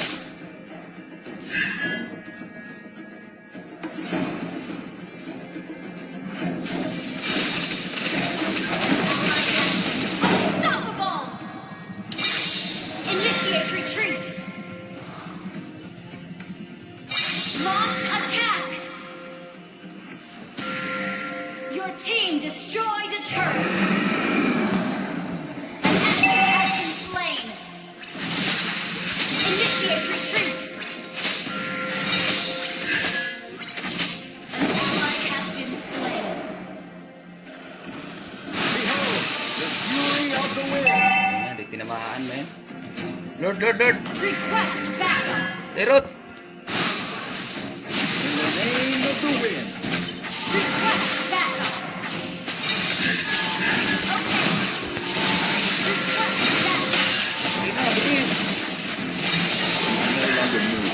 Don't even try. Enemy has slain more.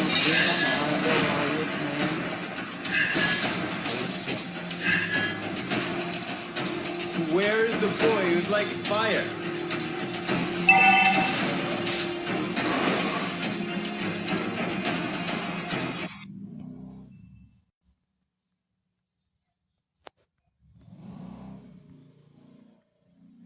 Listen, it is the sound of the winds.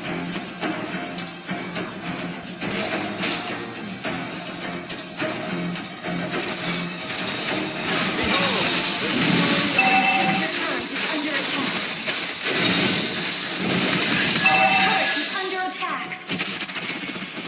Initiate retreat. In the name of the wind. Our turret has been destroyed. Initiate retreat. Gawa mo dero? Our inhibitor turret is under attack. Gawa mo, Mia. Our inhibitor turret is under attack. Our turret has been destroyed. You have slain an enemy.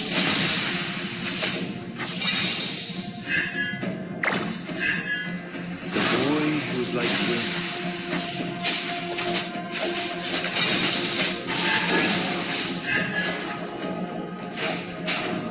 Where is the boy who's like Our fire? inhibitor turret is under attack.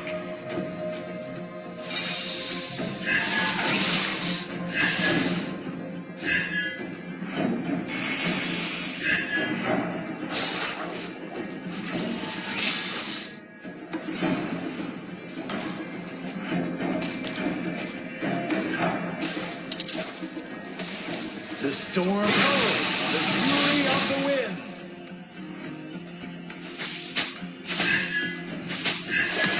Our inhibitor turret is under attack. Listen, it is is the sound of the winds.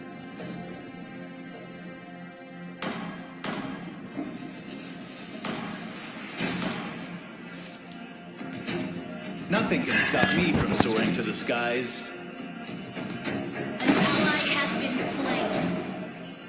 Monster kill. Request backup. Our inhibitor turret. Initiate retreat. Listen, it is the sound of the winds.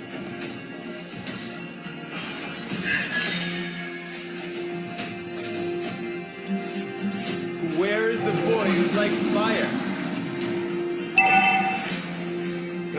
Request backup. In the name of the wind.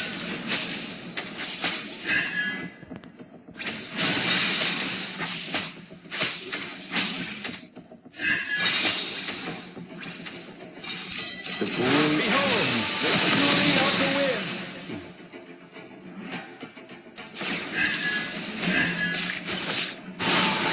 Nothing can stop me from Enemy soaring has to the slain skies. Lord.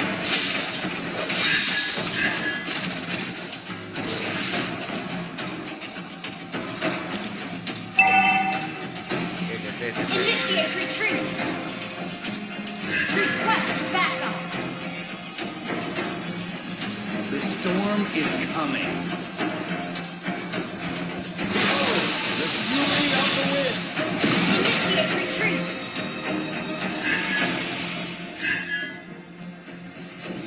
Our inhibitor turret is under attack.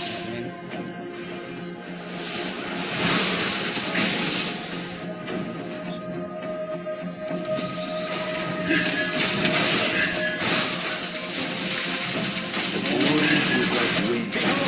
The fury of the wind. An enemy has been slain.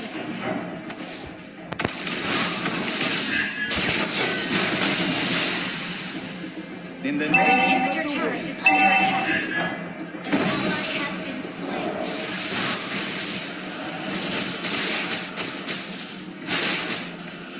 Request backup. You can no longer move. Don't even try.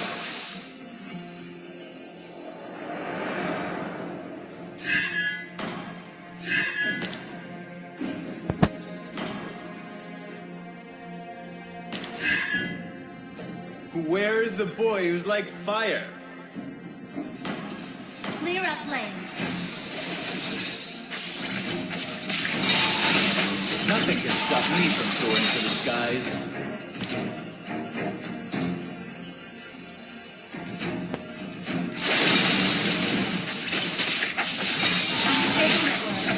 The storm is coming.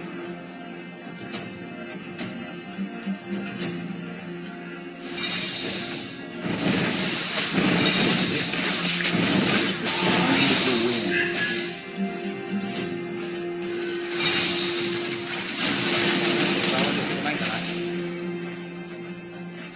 Nothing can stop me from soaring to the skies.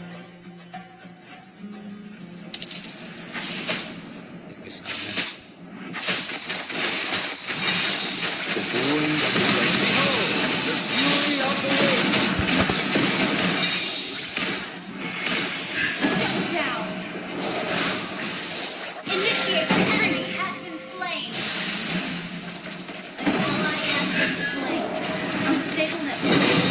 Never stop. Initiate retreat. It is the sound of the winds.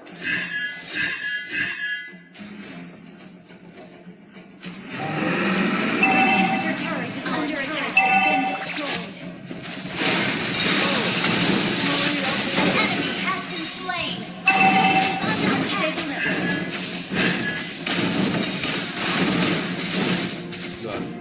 Wala na buhay. Ano? Lord? Request backup. You can no longer move. Don't even try. Initiate retreat. Initiate retreat.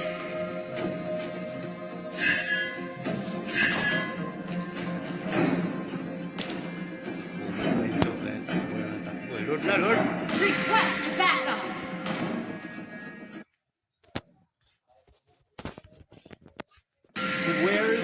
boy who's like fire.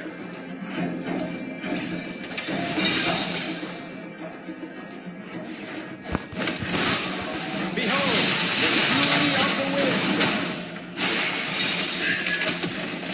Initiate retreat.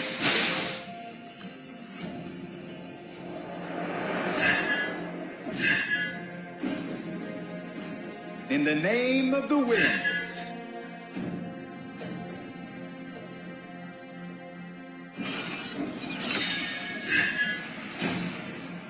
The storm is coming. The enemy has slain Lord.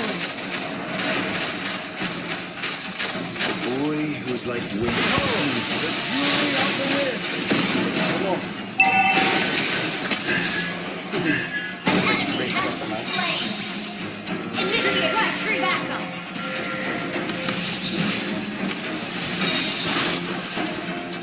Initiate retreat. The storm is coming.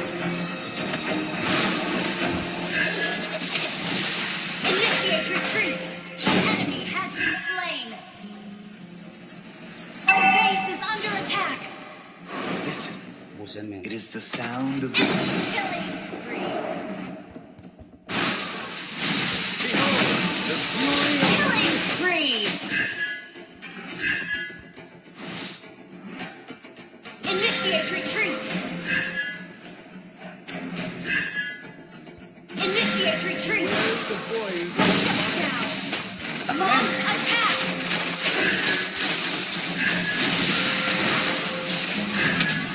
in the name. Double kill. Launch attack. Wipe out. Launch attack. Nothing can stop me from soaring to the skies. Launch attack. Launch attack. You can no longer move. Don't even try. Launch attack. The fury of the wind. Launch attack.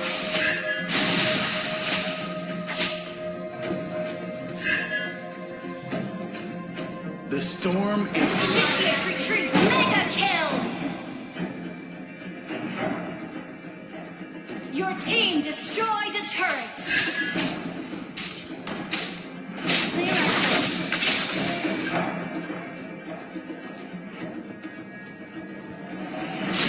Listen, it is the sound of the wind.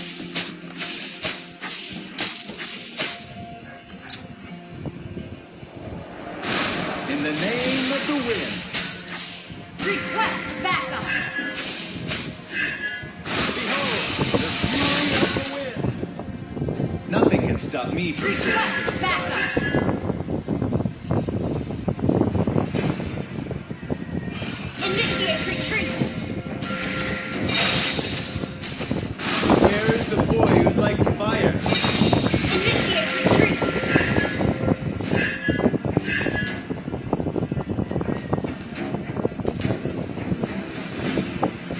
You can no longer move.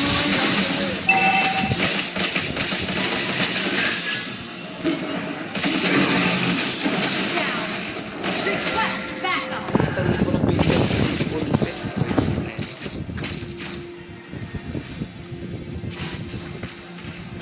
Initiate retreat. Initiate retreat.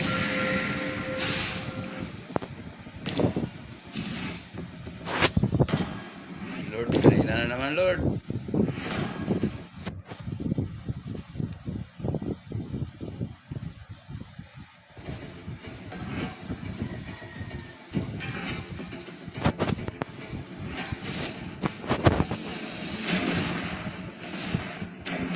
Gawin nyo. Enemy has been slain.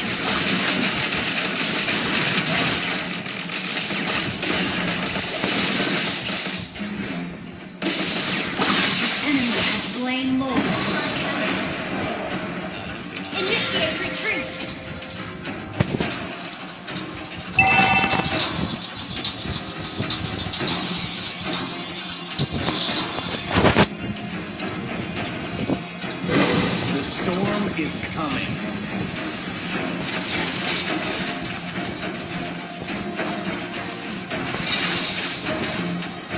Listen, it is the sound of the wind.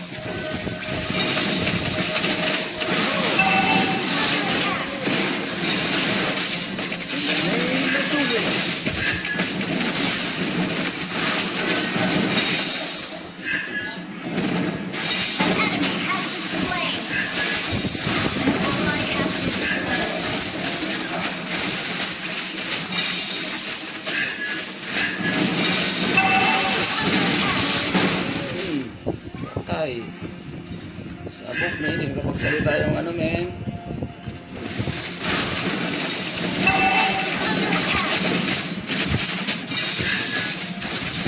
You can no longer move. Don't try. Launch Wala na attack! buhay, oh. MM nila, men. Wala na buhay. Siguro mo. Attack! Launch attack!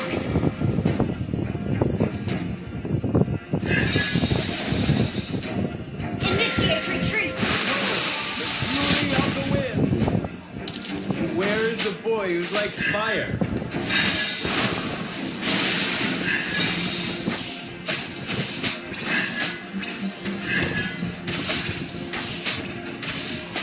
The boy who's like wind.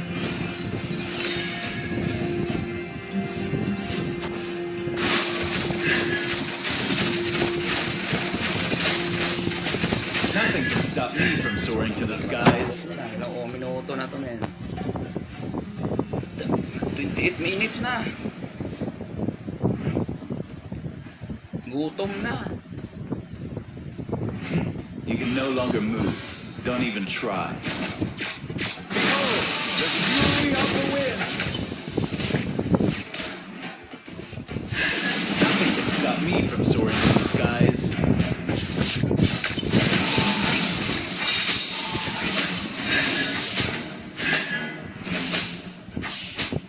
Sorry. The boy is like wind.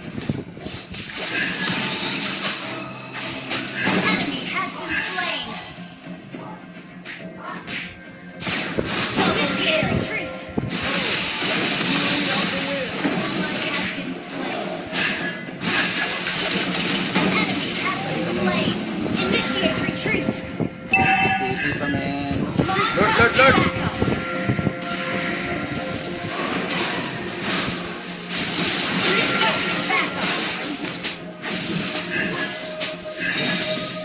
It is the sound of the winds. Launch attack. Fury of the wind. Request backup. Lord, Lord, Lord, dito! Request backup. Initiate retreat. Slain. Ally has been slain. In the name of the wind.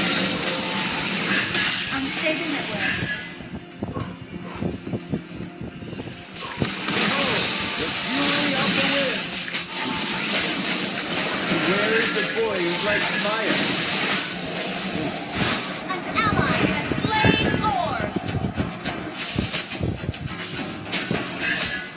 The boy who's like wind.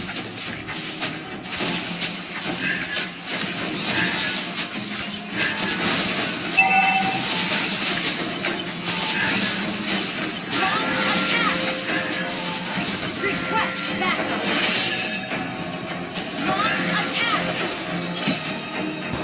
Nothing can stop me from soaring to the skies. Request backup. Clear up lanes. Request backup. Request backup. In the name of the winds.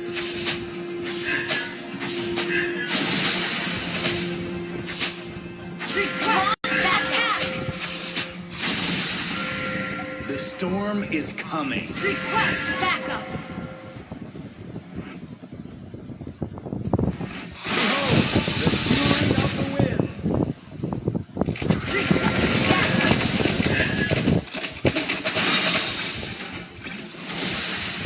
Initiate retreat. The sound of the winds. Initiate retreat.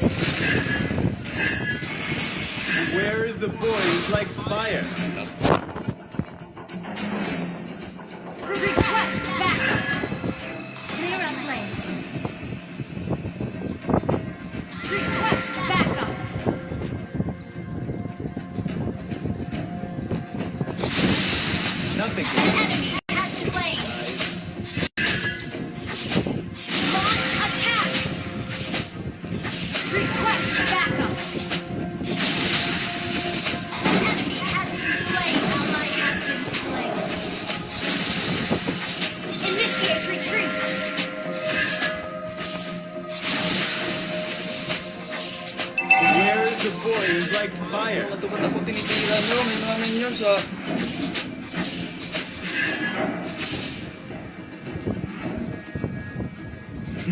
You can no longer move. Don't even try.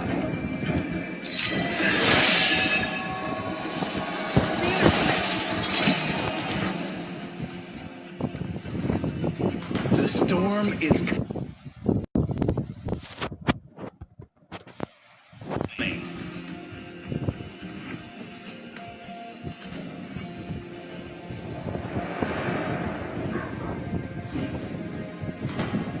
Clear up lanes.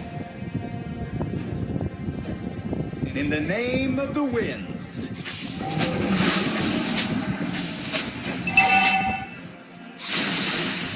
Push first. Push first. Launch attack. Clear up lanes. Request backup. Nothing can stop me. Initiate retreat. Agos mo. Request backup. Ally has been slain. Request backup. Initiate retreat.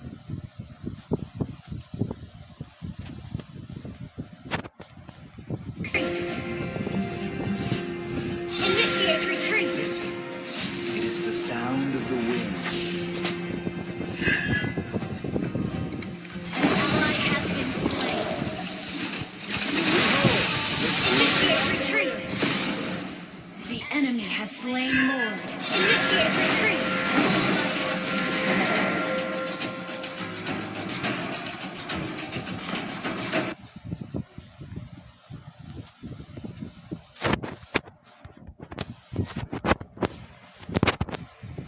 The boy who is like wind.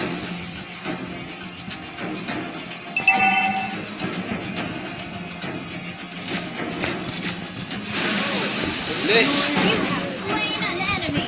Lit, man! Under attack. Wala lang tayo.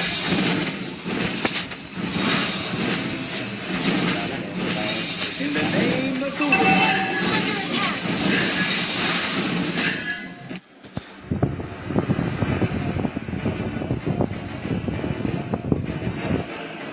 Defeat.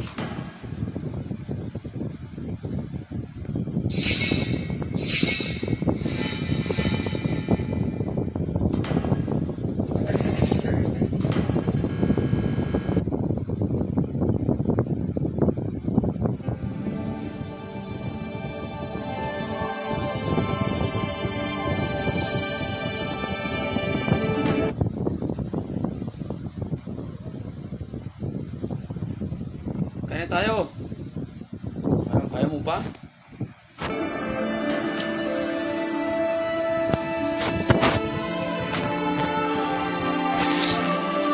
Ay na, gutom na.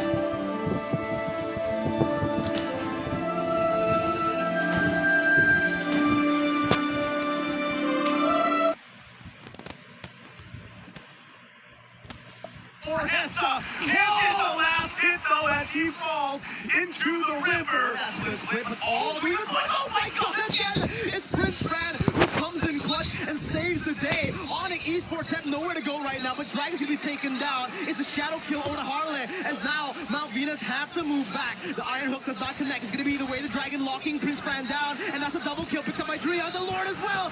Dreon is an absolute monster as he's looking to claim a maniac. Kind of be a little bit patient because right now I kind of feel like Rosa as well as Sunshine, they have enough damage. They just need a proper setup. And in terms of proper setup, you shouted out Oheb. If they can catch him, that's great. But it's easy to set it up. But oh my Venus, it's all for them. That's all the damage pop. Rosa getting caught. He's the only man left standing. Blacklist International. They take no prisoners.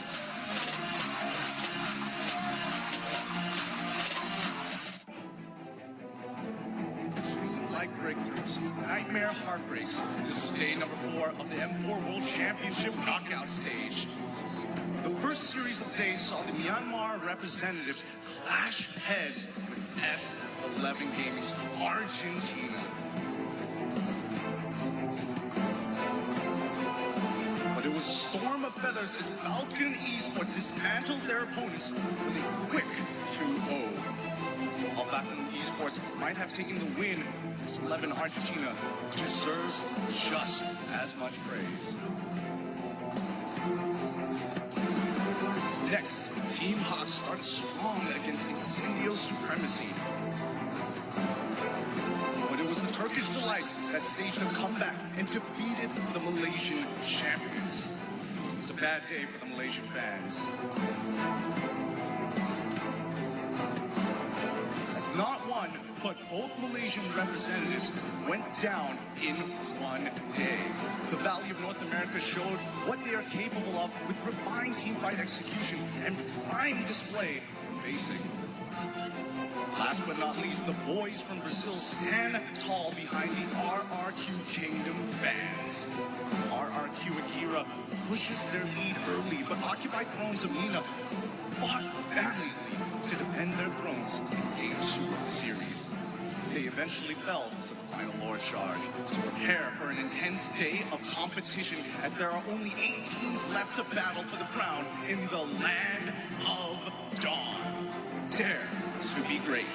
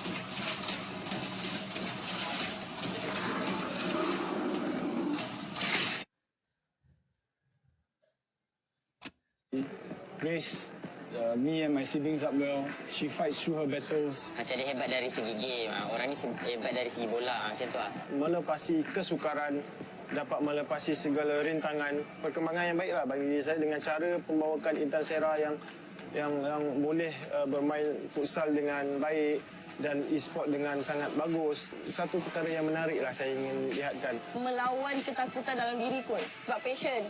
Saya main sukan yang lelaki lebih ramai. Contohnya macam futsal, bola dan juga e-sport. Saya rasa macam dah jadi satu tanggungjawab untuk saya untuk educate like more female untuk join and do whatever yang dorang nak buat lah. Kenapa you nak kena risau you perempuan kan? Bukan sesuatu yang mudah lah untuk dicapai. Bersungguh-sungguh lah buat sesuatu tu dan anda perlulah bekerja keras untuk dapatkan something yang anda maulah. Orang yang kita boleh jadikan sebagai salah satu daripada kita punya inspiration.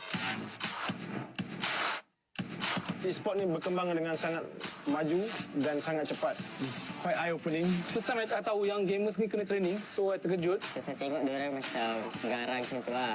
Aku pun takut sebenarnya bila aku tengok, ada satu salin. Tapi lepas dah satu tim dengan main sama-sama, memang sporting lah diorang. Bangga jugalah sebab dulu saya tengok orang main dekat TV kan, tiba-tiba jumpa depan-depan. Persaingan di antara sukan realiti dan e-sport walaupun berbeza tapi persaingan tu hampir sama.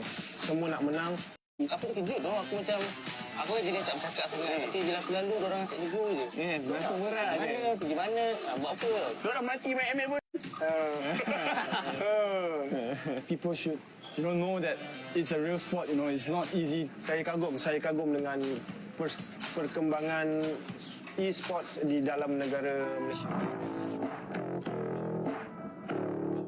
Okay, kepada tim Todak dan juga tim Hak. Kena yakin dengan diri sendirilah. Walaupun kita tahu ada PPI hebat di international punya tournament tu. Moon, just nak cakap kan. Kau punya training, kau training banyak tapi jangan sampai burn out. Makan jangan lupa. Kalau boleh mandi. Semoga berjaya je lah. I nak cakap good luck dulu. Sebab nak wakil Malaysia ni bukan semua orang boleh dapat wakil Malaysia. So bila you dah dapat wakil Malaysia means like memang you layak. So good luck untuk Gary dengan Moon. Pressure tu confirm ada. Kena absorb pressure tu. Jadikan pressure tu sebagai kita punya semangat, motivation. Kepada Gary, kita ni Malaysia, kita bantai lah negara-negara lain lah. Kita jangan tetap di bawah orang lah. Don't stop believing. If you really want it, it's possible if you put your mind to it. Buat yang terbaik, usaha, ikhtiar, tawakal, redo. Don't ever give up. Kita orang ni dah bangga lah dengan kau.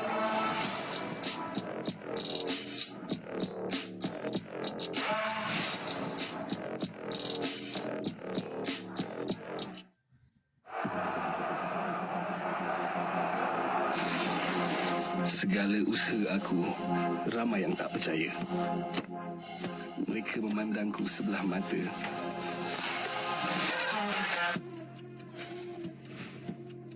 Ramai mencemooh dari yang menyokong. Tapi aku takkan mengalah.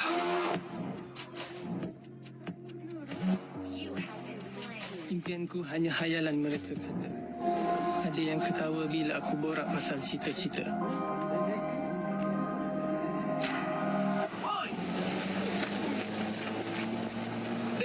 Are you okay? Main ML ke? Jom, satu game. Boleh? Welcome to Mobile Legends. Tak ramai yang percaya dengan kesungguhan aku. Aku tak peduli semua itu. Aku tahu apa yang aku mahu. All troops deployed. First blood. Triple kill.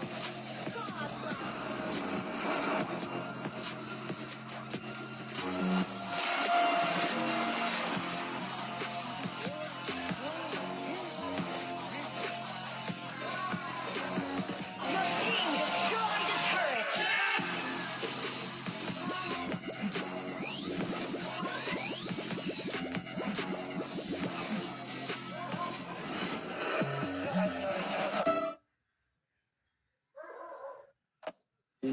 Grace, me and my siblings up well. She fights through her battles. Macam dia hebat dari segi game. Orang ni hebat dari segi bola. Macam tu lah. Melepasi kesukaran, dapat melepasi segala rintangan. Perkembangan yang baiklah bagi diri saya dengan cara pembawakan Intan Sera yang boleh bermain futsal dengan baik dan e-sport dengan sangat bagus. Satu perkara yang menariklah saya ingin lihatkan. Melawan ketakutan dalam diri kot. Sebab passion. Saya main sukan yang lelaki lebih ramai. Contohnya macam futsal, bola dan juga e-sport. Saya rasa macam dah jadi satu tanggungjawab untuk saya untuk educate like more female untuk join and do whatever yang diorang nak buat lah. Kenapa you nak kena risau, you perempuan kan? Bukan sesuatu yang mudah lah untuk dicapai. Bersungguh-sungguh lah buat sesuatu tu dan Anda perlulah bekerja keras untuk dapatkan something yang anda maulah. orang yang kita boleh jadikan sebagai salah satu daripada kita punya inspiration. E-sport ni berkembang dengan sangat maju dan sangat cepat. It's quite eye-opening. First time I tahu yang gamers ni kena training, so I terkejut. Saya tengok diorang macam garang macam tu lah.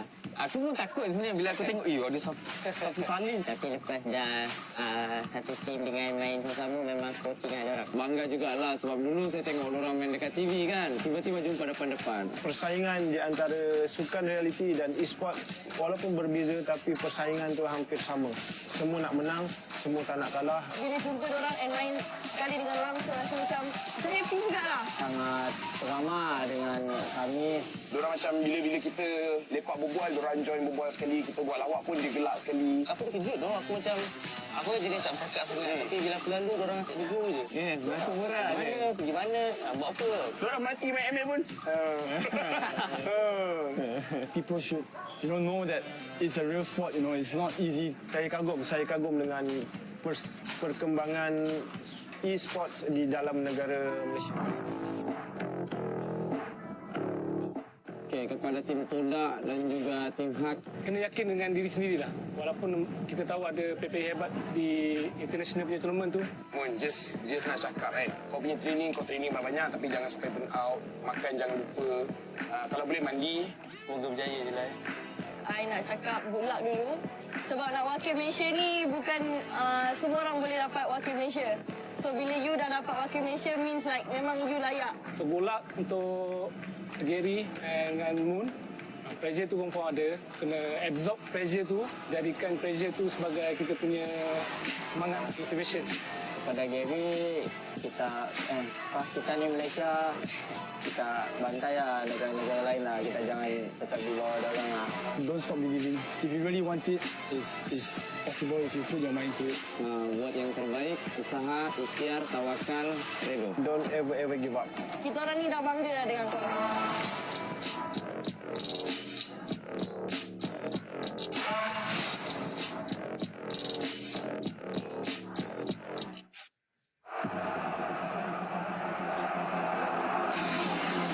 Segala usaha aku, ramai yang tak percaya. Mereka memandangku sebelah mata.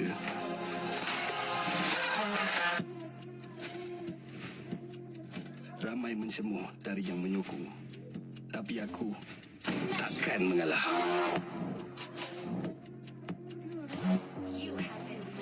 Impianku hanya hayalan mereka kata. Ada yang ketawa bila aku borak pasal cita-cita.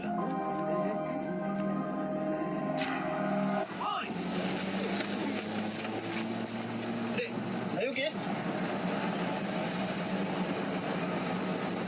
Main ML juga Jom, satu game. Boleh? Welcome to Mobile Legends. Tak ramai yang percaya dengan kesungguhan aku. Aku tak peduli semua itu. Aku tahu apa yang aku mahu. All troops deployed. First blood. Triple kill.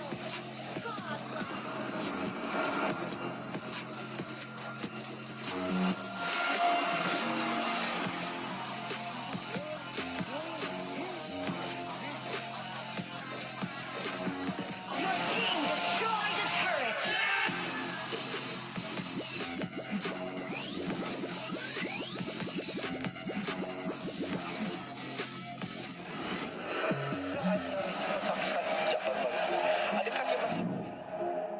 Sorry, I can't do anything.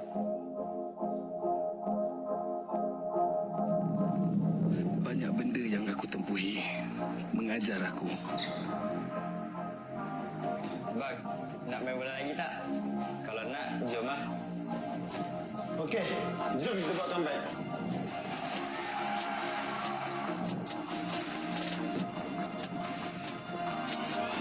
Aku tahu, aku harus kuat untuk genggam impian aku.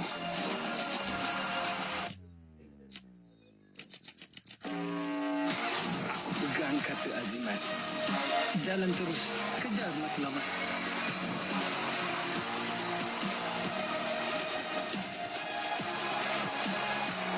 Aku tahu, aku boleh buat. Dan berani menjadi hebat.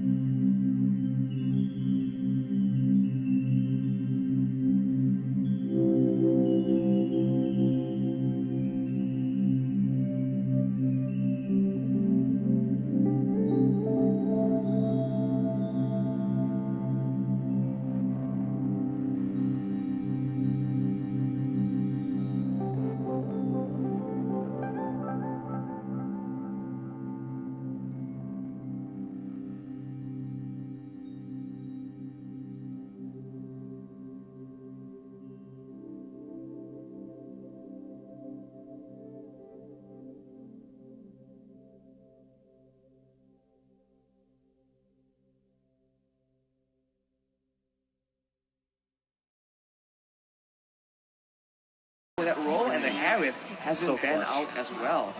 A bit of a different priority for both these teams, but it does seem like Falcon, they're just setting up for a very strong front line. They ban out long distance, long DPS heroes like that Beatrix. They can just burst through. So maybe they just want something more kitey, something that can maintain distance a bit more. With the way Falcon was banning, even in second phase, they ban out the Beatrix. I'm thinking, oh, they're probably going to pick up a Harris for the gold lane or something very out of the ordinary. But RQ calls the bluff right there, and they're like, yeah, I think we know what you're going for here. So they ban out the Harris, they ban out the Claude, and now Zipex, kind of, he's really got to think about this. Is that Clint? He was hovering over Moskov. We'll have a bit of a sneak peek here. Is it unfair? He just goes for it. He's like, I'm going to full send it. I'm going with it. Now, it doesn't have the best win rate here, but this, again, could just be that comfort pick for Zipex.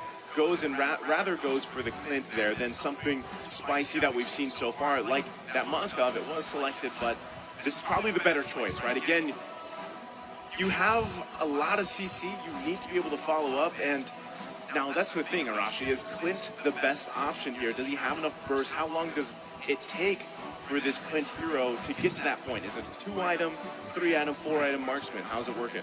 I think Clint just has a very strong advantage in the early game, right? That trading potential is massive, and the wave clear as well with the passive. So I think Clint has a lot of potential. In the mid game though, I feel like he falters quite a bit before being yet another huge presence in the late game. And speaking of late game, Melissa has been selected by RRQ, and along with that is the Martis.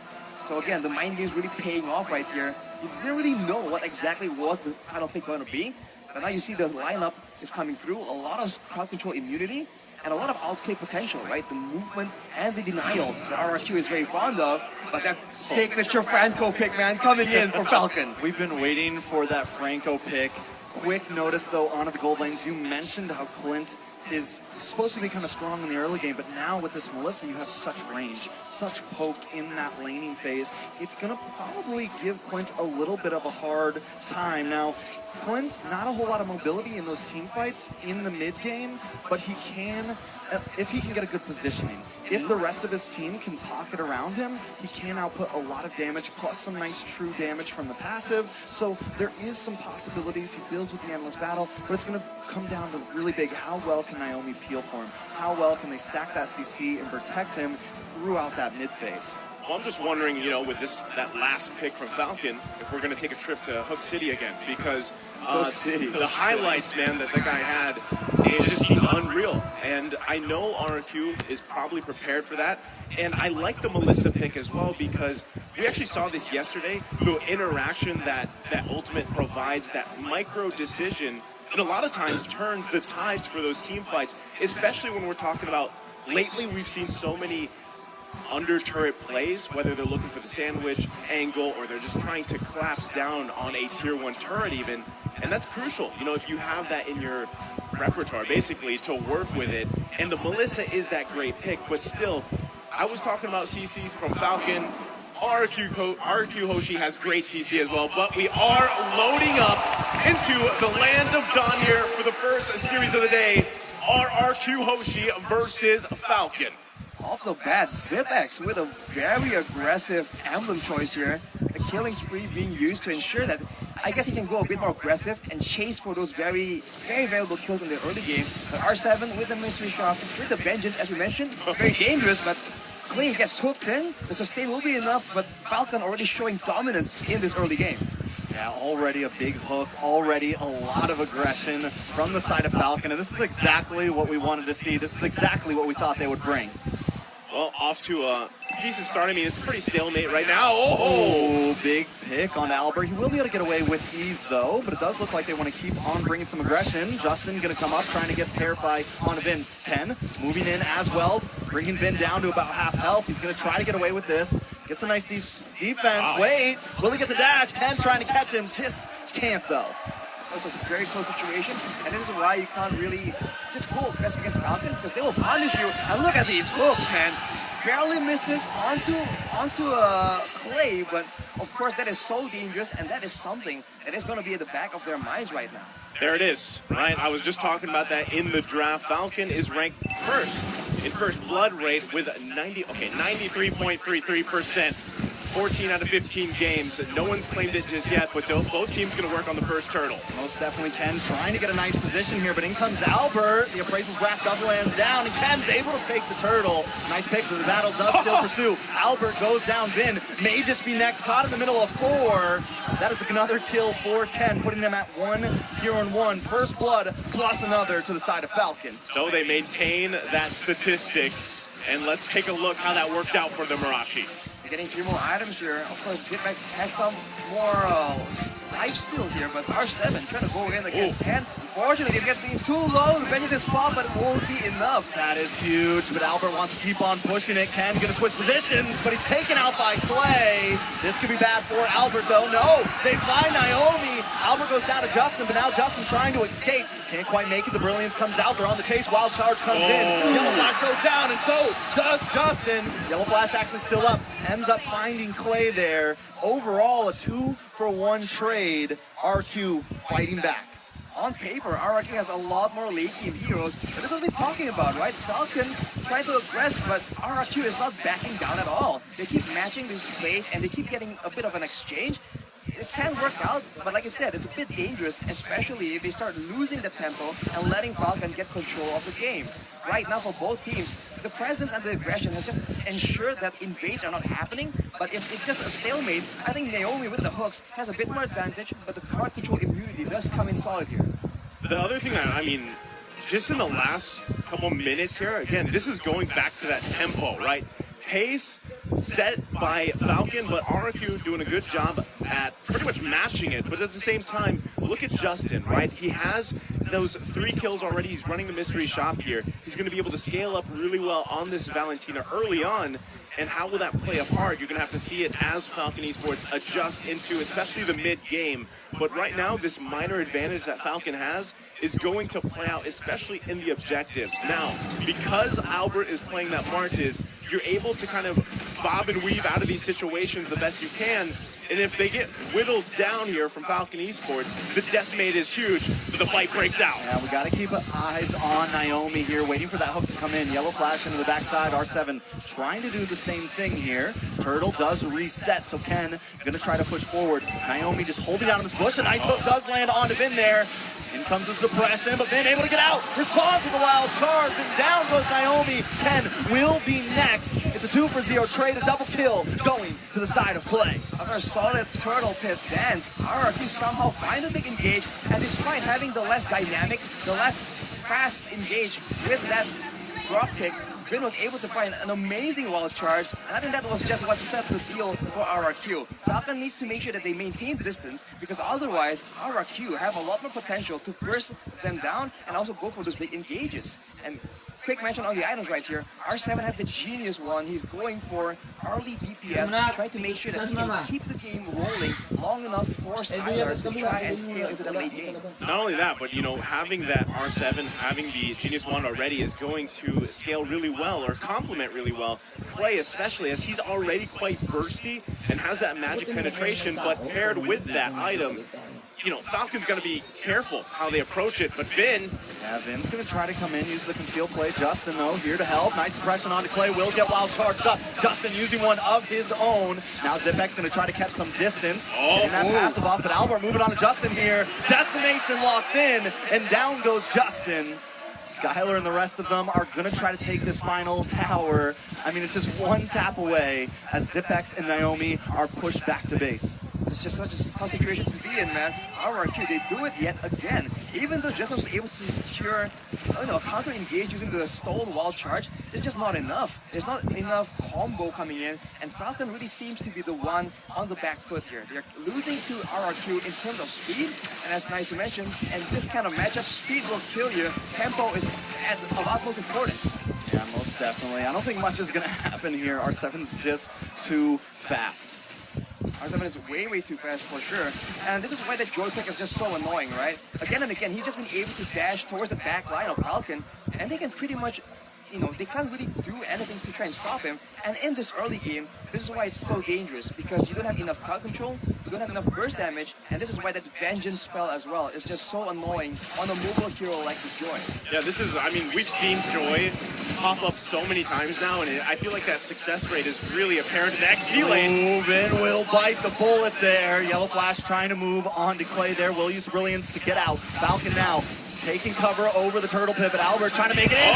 Will take the turtle. A beautiful retribution. Hook does land on to Skylar. Scarler trying to get away here. R7 now getting on to Zipex. Zipex goes down. Clay in a very bad situation. The taunt comes in. He finds him, but the battle still pursues under the purple buff. R7 trying to get them down. Albert will fall. A nice pick overall, a 3-for-1 trade, but RQ does take the turtle. Ooh, it seems like Yellow Flash still wants to go for a bit more though, but R7, look at it, just denying Justin any kind of presence, but he might just a bit of more than he can chew. But no, he is able to escape with the mobility, and despite getting the turtle, RQ got punished heavily in that fight. That's the best thing they can do, right? I mean, if they're able to get those objectives here for RQ, at least you have that going for you into the mid-late game transition. So, but what we're seeing again is the pretty much the pendulum of tempo between both these teams. First, it was Falcon, RQ got it back, and now it's Falcon once again. But a nice hook does come in. Wild charge coming down from Ben. Brilliance comes out. Naomi taking a little bit of damage. Yellow Flash does secure a tower though on the top side. Albert now coming to help out the team. RQ will disengage. Falcon taking a little bit of revenue though in the mid and the top lane. So they hold on to it. It's one hit away there on the bottom side, tier 1. Still looking for a map advantage here. Naomi! Ooh, R7 should be able to get away from this, but it is a lot of damage from Zipex. He's going to need to be careful because Falcon is hovering down this bot lane. Every time Falcon gets an engage, RQ, it seems like their go-to response is to fight fire with fire and aggress back. And this is making it very difficult for Naomi to get a lot of value with these iron hooks. Because even if someone gets hooked, they don't back away. They all go in at the same time. And with Clay, for example, having the immunity with the Brilliance order is just going to allow him to just buy so much more time. And Falcon is definitely struggling to deal with this, but they still are sitting at a 2K gold lead, and that is significant, especially with how they play. Well, this is big, right? Zipex finally getting that BOD. A first lord of the game is going to be up here. Justin holding on to that wild charge. Everybody, not sure if they want to commit to this just yet. It is going to be Ken and Albert dancing around it. But you see everybody managing the waves the best they can before they get in position for the fight here. Ken and Albert still at a stalemate. And also Naomi waiting patiently there. I think he did spawn out R7. But still looking for the best advantage point for both teams. Yellow Flash getting vision as well. Who goes for it first? I mean, Falcon loves to start these lords first, try to push them in. Wait a second, Naomi locks on. Vin takes a lot of damage, and the stolen wild charge. Vin goes down. Albert now trying to lock in the back line. Naomi goes down. Albert on the run, though, as Ken and Justin try to chase. Yellow Flash on the bot side, trying to lock on to Clay here. Clay does get stunned, will get stunned again, but Yellow Flash is just here to delay. Albert finds the backside, though, and locks down Justin. Zipex taking a lot of damage. R7 finds him. To be bad. Ken now moving on to R7. It's a bloodbath, boys. Clay goes down. Overall, 3-for-2 still, but a fight still pursues. RQ on the backside. Ken back onto the Lord. Falcon with a very intelligent approach right here. Every time Naomi is able to get an engage, Vin counters with the wild charge. So right there, they used everything to ensure that Vin gets taken out before he's able to do anything. And in retaliation, in the beginning of the fight at least, RQ was only able to secure the kill onto Naomi. But I think Falcon needs to be careful when the fight drags on like that, because Zipex, if he is getting jumped on by R7 with no protection, that is game over for him. Yeah, I'm thinking the exact same thing, man. You know, we saw that there. R7 just unleashing on the backside, especially in those extended fights. And once again, we find ourselves in the Lord dance. Both teams still looking for positioning. Pretty much more or less the same thing. Is it going to be Naomi that lands the hook here first? As everybody gets situated, Zipex trying to get that orange buff. Lord's going to go ahead and reset. No one pushing the go just yet. Yeah, nobody pulling that trigger just yet. Skylar is going to kind of dance around. We got to keep our eyes on Naomi. He seems to be the initiator. The major problem here is, as Arashi said, Zipex hasn't come online in this mid-game. The Clint just doesn't seem as fearsome, and without him, they just can't output the damage. But you can see many items are being built outside of Falcon, so the damage, the burst potential from RRQ is slowly but surely dissipating. And as you mentioned, ZipX is only going to get stronger and stronger. So I think for the most part, it's going to be in the hands of R7. You see that once he pops his ultimate, the electrifying beats, that's where Falcon just gets a bit more bold and they make a play onto him. Nice play, too. R7 is going to finally go down. You're fast, but not fast enough. Ken now, here comes the concealed play. Watch Naomi. They're going to claim over this Lord Pit. RQ force to back off. ZipX holding the back line, getting some nice shots off. A lot of damage on the pin. ZipX finds it. Skylar using the go away along with the brilliant. Doing a lot of damage, but he's taken out by Justin. Clay will fall next. It's a 4-for-0 trade, and the Lord will go to Falcon. RRQ, man, they just don't know when to back down.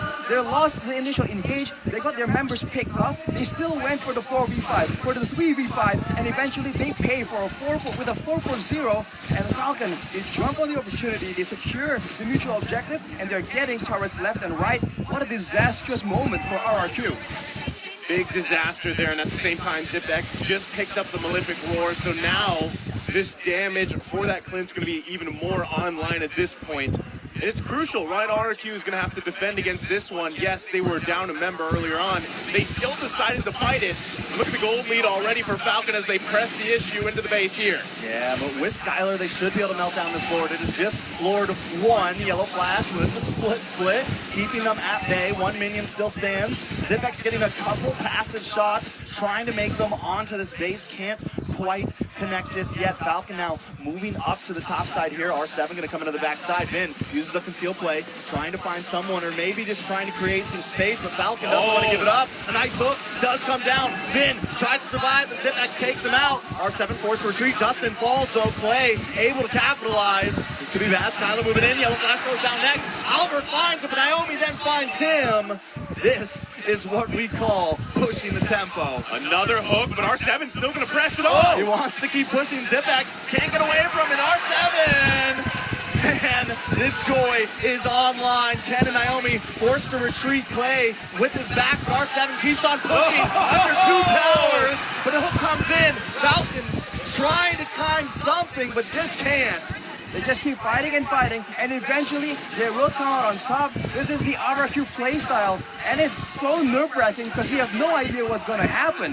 What is for sure, though, is that the marksman right here is just playing such a key role in these big team fights, man. Whenever Skylar is able to free hit, you see that Falcon just start getting shredded. But if you can see, if ZipX is the one left alone, he is the one dealing that damage. So it just seems like for both teams, the pickoff, the burst is what matters, right? If Falcon can get a pickoff first, RRQ start to falter. But if RRQ can get to the back line, that is where Falcon are forced to retreat with all their members unless they want to lose ZipX or Justin. I just think it's so perfect that basically this matchup comes down to tempo, and you have the joy here with the beats, right? Also, you know, that's how we saw it unfold. But I mean, you make good points here, Arashi, and at the same time, you have to take note, RRQ with that play, that defense and initiation, they whittled down that goal lead, what, 5K at one point here for Falcon. So now they put themselves in a position again where they can be very confident in this next Lord coming up in about 10 seconds. And really, if they can find a pickoff early on, that's going to be the best case for them. R7 already picking up a divine glaive here. Vin with the immortality. Those are crucial for this next Lord fight. It's just how they play, man. They go for a solid late game picks, but they just keep going at it and trade kills, and they're going for a fight again. Ooh, that is a big resource wasted. Vin trying to get the wild charge down. Suppression does lock onto R7, but he may be able to escape this. That's the shield. He's not trying to escape. He wants to find a kill, and he finds it, but he pays the price. Yellow Flash, he is going to lock on. He's sitting on top of Albert right now. Ken goes down to the backside. Skylar finds a beautiful angle, and now they're going to disengage a 2-for-1 trade to the side of RRQ. Honestly, man, the DPS coming from RRQ is just so lethal right now. Melissa and a Lunoff in the late game is the worst of both worlds for the members of Falcon, but Naomi still finds that hook, man. It's insane. Definitely insane, but the hooks just don't seem to be enough right now. Clay will take the Lord. Yellow Flash will get knocked up. Vin gonna go down to the immortality. Won't survive that one. Yellow Flash, though, is on top of Albert here. He's gonna try to back off, but Skylar found him. Locked on. Yellow Flash forced to flash away. This is looking a little grim for Falcon. So as you're seeing these fights break out here, Skylar is just able to unleash, right? A lot of the times it's R7 doing what Joy does best. It's a distraction. You distract the enemy team here, you whittle them down, Clay is that burst, and Skylar is just kind of in the back, you know, unleashing here. Now, Falcon Esports, if they want to turn the tide here, first, they need a successful defense against this Lord in the mid lane, do their best there, and then from at that point, they've got to get past the R7 issue, and it's honestly going to come down to that lockdown. That's what we've been seeing with the Bloody Hunt combination or the hooks here, but now here's the Lord in the mid side. Yeah, I like the fact that they tried to get it down as much as possible before it connects onto the inhibitor. RQ going to play it very disciplined here. They know their advantage isn't so great just yet, and that, I think, is where Falcon messed up in their last push. They stayed a little bit too long. Look at the waves here being manipulated by RRQ. They're making sure that it all comes at the same time. You can see that Falcon is being split up quite a bit, but RRQ, they won't be able to get a pick off unless they want to go under the turret. That is a bit too bold from them. They will just show discipline and back away. And I think that's what's very important, Nice. Like you said, rationing your crowd control to ensure that the right targets don't get to have a role in the big fight is so critical for Falcon. Well, you can chalk that up as a successful defense now that both teams have had. But look at Falcon. They're going to go ahead and look for a pick. They know that Albert's there, but they still have to be very cautious on how they approach it. That's going to be an Iron Hook missing. Albert knows where they are. The purple buff fight's going to ensue. But it looks like it was taken by Ken. But then he gets knocked up. Will go down. Skylar starting out put a lot of damage, melting down Yellow Flash as well. Justin trying to escape here. The rest of the team on the wall. Maybe want to try to re-engage this. Naomi uses the conceal play. Another material down. RQ possibly going for the re-engage. Here comes the conceal play. R7 Hook pushing the front side. Wall does come down. This will secure the first inhibitor for RRQ. Such a tough situation. The tankiest members from the side of Falcon, Blue as well as at Fredrin, they have a very good mix of defensive, physical and magical defense. But at this point, with the Divine Waves coming in, with a full slug, a full item Melissa, it's just not enough. The longer the fight goes, the more the DPS of RRQ is going to show how to just make that difference. So Falcon needs to find the right targets at this point. If they want to trade members, it might just benefit them, because at the end of the day, if the DPS members from both teams are taken out, the members with the tankier, the more sustainable heroes, like the Fredrin, like the Blue, can absolutely take control of that later stage of the fight. Yeah, and this is the biggest thing, right? You see how much, you pointed out the Divine Glaives, Arashi, how much magic damage and burst is there from RQ. That's why Falcon's forced to take, you know what, they had 3 Athena shields across the board, a couple Radiant armors here, but still they're finding it hard to even contest in a lot of these fights just because they can't get to the back line. And that's the struggle that Justin has to solve, or even Naomi. Yeah, Naomi tries to lock on to Vin, but once again, he's using it on the tank. Immortalities will pop. Ken will go down. Naomi now on the run, but R7 doesn't want to let it happen. Back onto the river, though. A little bit of a fight ensues. Skylar gonna chase down Justin. Justin goes down. Yellow Flash looking for Clay, but the Brilliance comes out and stops the Zipex. Goes down R7 all the way in enemy territory, under the base, and that there is the problem. The lack of mobility from that Flint. This can't go against R7 now. They are going to focus on Yellow Flash. That is a 5-man wipe. The Immortality does pop. Tries to use the Winter Truncheon. Don't think he's going to get away from this one. RQ will move on to the base. And that is it for game 1 in a best of 5. You can hear the crowd as RQ takes first blood in the series. It was a back and forth between these two teams setting the tempo. But eventually, RQ Hoshi comes out on top. What a wild playstyle, man. Every time you think that, wow, they made a mistake, they lost 4 members for nothing. The next fight, they just come in and wipe the whole opposing team instead. It's just such a random situation, and Falcon, you can tell that they're just confused. What the heck did they do here? I mean, R7 on the Joy, though, definitely a big thorn in their side. R7 was keeping the base. You saw actually the whole game, R7 was everywhere. You know, and I feel like that's the thing about Joy and why it works so well, especially you park it in the side lane like that, it just causes havoc. I mean, Arashi, you called it. You know, you called it in the draft. And just like, there's the pendulum, right? The pendulum is swinging between these two teams. And I also got to say, RQ Hoshi, this is the play style I feel like that they favor the most. You know, they can just, again, go head-to-head against a team, that aggression, and it shows. A lot of the times, it might look messy, but a lot of it is calculated, right? So, I mean, we're going to have that game broken down further, but also, again, the M4 Battle Night goes live this January 21st. Expect loads of events and rewards up for grabs in-game. First off, complete battle tasks in-game on January 21st to get a skin choice chest. You can choose the skin you like most from the chest. And aside from that, battle bonus awaits you on the same day. Play matches and you'll get Team Star protection for 3 matches, double star raising points, double protection points, double EXP, and double BP for 5 matches. We're not stopping there. Free access to all heroes and loads of epic skins will also be available that very day. So save the date, log into the game on January 21st, enjoy the match, and win tons of rewards. Let's all celebrate the M4 Championship together, including with our friends. I always love celebrating with my friends. With friends. And now we are friends as well. Now we're friends. Left hand, right hand. There you go. I don't know. Right. However that works. It's all good. Well, again, we're going to have this even broken down further. The aggression here from both these teams. Boys on the analyst stand, take it away.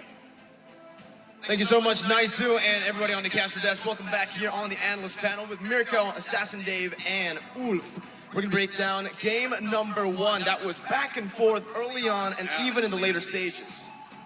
Well, we saw that there was a lot of control from Falcon. They're doing their game, they're playing their game, I mean, with Naomi just landing the hooks. They have the burst damage in the early stages with the Clint. But then again, Clay and Skylar happened in that game. That's how they turned it around. It's all about the power spikes hitting, right? And RQ really waited for that Lunox and Melissa to hit those late game power spikes to finally take control of the game. But Dave, we actually had a discussion here, right? What could a Falcon actually picked up earlier on if they wanted to really control that early game? Yeah, absolutely. There were a lot of problems with Falcon's draft. Early phases seems okay, but you saw the mid to late game. Just feel like they're lacking damage. Every time Naomi land a hook, land the ultimate, the target doesn't die. And then when you have a pick-home like that, it's going to be a lot of problems. We're talking about maybe you can take out a Brody or even a Bruno, right, for some damage. Yeah. But, and especially the last team fight, you saw how Franco with the ultimate on the Grok, and he just stayed alive. I think it's more about the order of the picks, right? They fourth picked the Clint, knowing that there's already a Lunox. The side of RQ can flex that Lunox, knowing that the Clint is not going to be a problem anymore. They picked out the Melissa instead. Surely they forfeited some of the early stages, but in the latter portions, you felt that there was a lot of strength on the side of RQ. So I think it's more on the order of picks for Falcon Esports. And also, I think it's about understanding the assignment, right? That's my favorite word here on the analyst panel, is because early on, remember, Falcon Esports, they kind of drafted for that early game. They controlled a lot of the neutral objectives and even the early to mid-team fights, but they did not capitalize enough when they had those wins, and they didn't punish RQ as much. RQ were able to actually keep the gold lead at about like 4,000, around there, not really going up a lot. And that's how RQ were able to build this comeback, right? They were so patient, and look at how they were allocating the gold over to Skylar and Clay on the Lunox. That, and on top of that, Naomi was constantly targeting the Grok. We're mentioning they're already kind of missing damage. And if you use the ultimate on the Grok, we saw that, I think, one turtle fight when Naomi ulted the Grok, and they don't have enough damage to burst Grok down, that's when RQ turned the entire fight around. Because if you waste all your important skills, especially the most crucial ultimate in the entire game, put aside the Falcon, it's kind of GGWPs for that. I know. There was a lot of outstanding performances in the other portions. You saw R7 just perform so well in the last few sequences of the game. It was amazing. It was a big problem for the side of Falcon Esports. But then again, you see Skylar. I think that this guy has grown a lot. Yep. Specifically, like, comparing his performance in M3 and now in M4, now he is like up in the sky, like a true Skylar, dude. He plays so well and plays so aggressively. Even when they're not farmed yet, he was very aggressive already in the map. And I think this is the style that RQ needs to constantly be going for, right? They're a team that really likes team fighting, very heavily mechanical based. So if that's the way they like to play, complete the drafts in this style of play almost every single time. Because if not, then you'll see what happened yesterday up against Blacklist International, right? Up against Blacklist, it felt like in these drafts when they didn't get that team fight or skirmish heavy compositions, they really just fell flat. But now we are going to take a look at the item build. And honestly, for me, my eyes are set on Skylar. Like, look at that. Winter Truncheon, that's the only defensive item he has. That one is amazing. But look at Clay, though.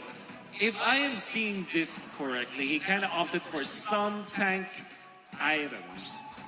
Yeah. Am I seeing this correctly? I am seeing this correctly, the right? cursed mask, yeah. Wow, that is unheard of. This probably is the first time that there's a Lunox who is like he has to provide the damage, but eventually has to opt for some defensive items so that he can last a few more seconds in a team fight, sustain back, and then dish out the damage afterwards. I do want to bring it back to Skylar's build again. He didn't have boosts in the late game. I saw it for the Winter Truncheon.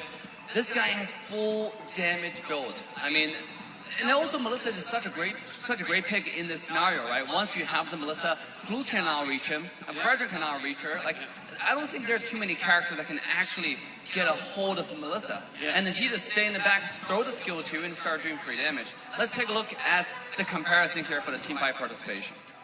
Wow. Interestingly enough, honestly, yeah, Skylar, right?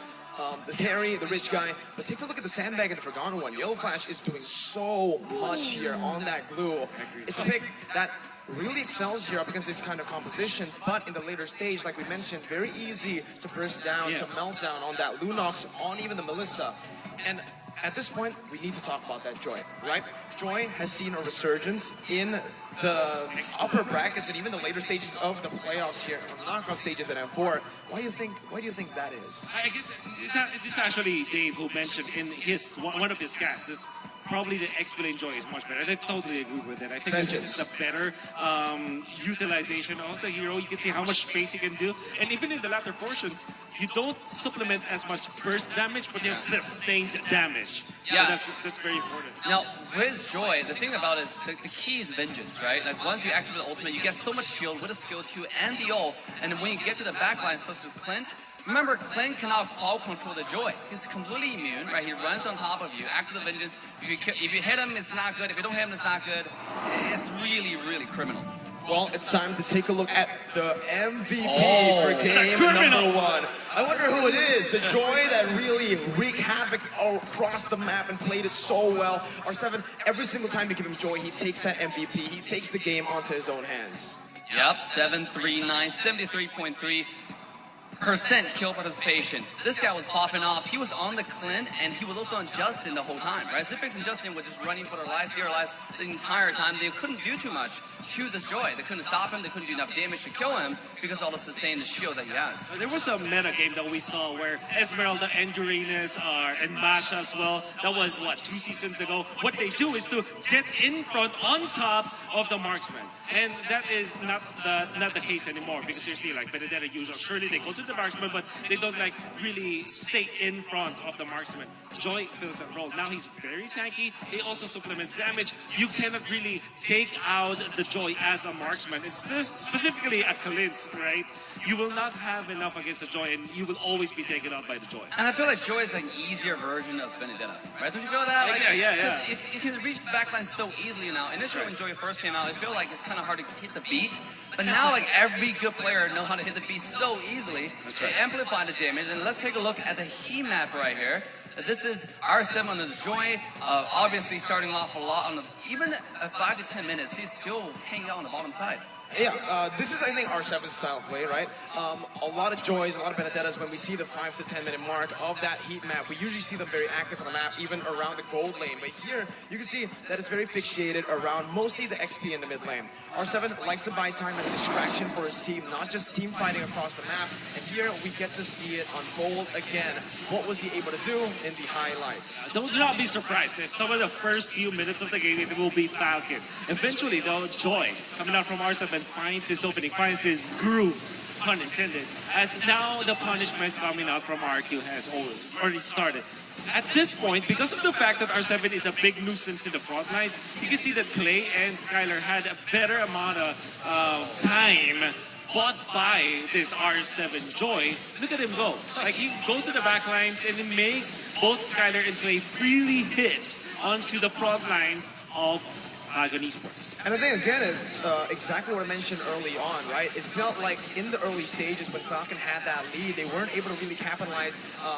They weren't able to fully capitalize on a lot of these team fight wins because R7 was still alive. Because he had that shielding, the sustainability, the DPS, and even the Vengeance that really started to put a huge obstacle onto Falcon's mid-game power spike. And because Falcon didn't have a lot of car control, the biggest car control comes from the Franco's Bloody Hunt ultimate. So like the ultimate was frequently used not on Joy. I mean, sometimes you would think, okay, if I pick a Franco, that's to target the Joy, right? But unfortunately, R7 is so good at this engage timer, when to cut in, when to flank the backline. It makes Naomi's job really, really difficult in the last match.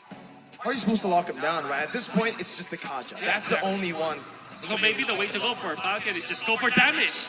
Let's go. Falcon needs damage in game number 2. Well, we'll see. That's it for us in the analyst stand. We're going to throw it over to the casters. Thank you very much. I like to call that Wolf Big Damn. That's what they need for Falcon Esports, and we'll see if they bring it to game 2. Again, I'm Naisu, joined here with Trex and Arashi. And before we get talking about the next game, we want to mention there is a TikTok Live Carnival Cheer Up for M4 Watch event. There's matches on TikTok. Participate and cheer up for M4 activities by watching M4 matches on TikTok and using M4 exclusive customized gifts to cheer for the teams. There will be a chance to be on TV and win abundant gifts. Now, also take a sneak peek at M4 events and be the first to receive info about all the rewards you can get. The M4 Pass, again, is live now. It offers the exclusive rewards like the Beatrix Light Chaser, Beatrix Stellar Brilliance, the M4 Beatrix figurine like you see on our desk, the emote, the Sacred Statue, Spawn Event Recall effect, and the Avatar Border, and the Trail effect. They all await you now. You can get Ollis's special skin, the War Lion, for free by completing tasks as well. And actually it's already started on December 24th, the M4 support chest will also be available in-game. Open it to get loads of M4 Pass XP and stand a chance to receive a mysterious gift. Not sure what that's going to be, but it's mysterious. On the day of M4 Finals, happening on the 15th of January, expect to get an Avatar Border for free. And in the M4 Battle Night event, unlock a skin chest by completing tasks and pick a skin of your choice within the chest. Don't forget the hashtags as well. Hashtag Mobile Legends Bang Bang, hashtag MLBBM4, and hashtag Dare to Be Great. Now, with that being said, I gotta ask you guys, we're only a couple minutes away here from the draft. Arashi, you're the big mind here. What does Falcon need to do adjusting into game number 2? Well, first of all, they have to play with their win condition for sure. We did mention that when the marksman was able to actually output that damage, when Zipex was actually safe from the threat of R7, he can output some damage as well. It seems like they were excelling when they were going for the pick-off gameplay, and when they can make sure that the dive, the mechanical heroes from RRQ gets curved. So they have to try and play along with that win condition. And of course, be careful with the trading, man, because when you're against a team with so much late game, with a Lunox, with a Melissa, the last thing you want to do is keep trading kills back and forth. And of course, against RRQ, that's easier said than done, but Falcon needs to find a way to be more calculative, because like we mentioned, man, we've seen it happen. When they can get a clean game and not leave any opportunities, they can just steamroll. Well, we're going to have to see if they steamroll, but we are going to take a short break here while things get situated here for the players. So sit tight with us. We'll be back after the short break.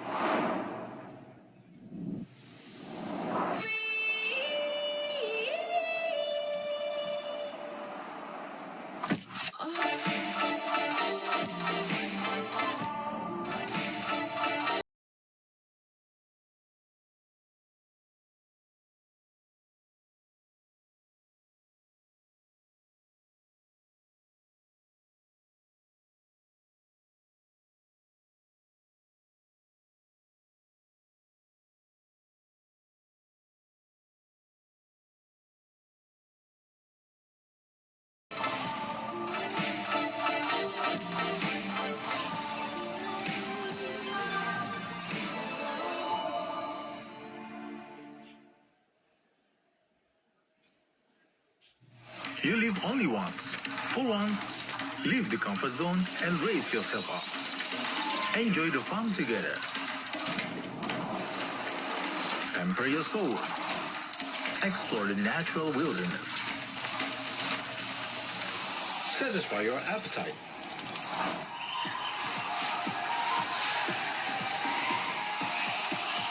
Live up your life through a wonderful journey.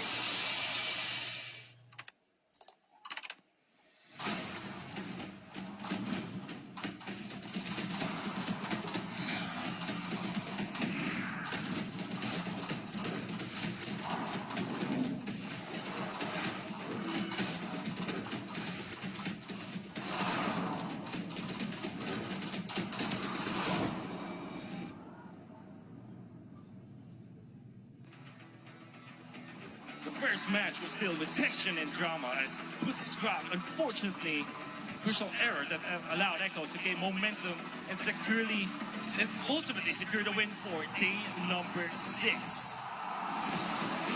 Arena's buzzing with excitement during the first series of the day, but little did the Brazilians know the Valley Dudes are going to shake the ground.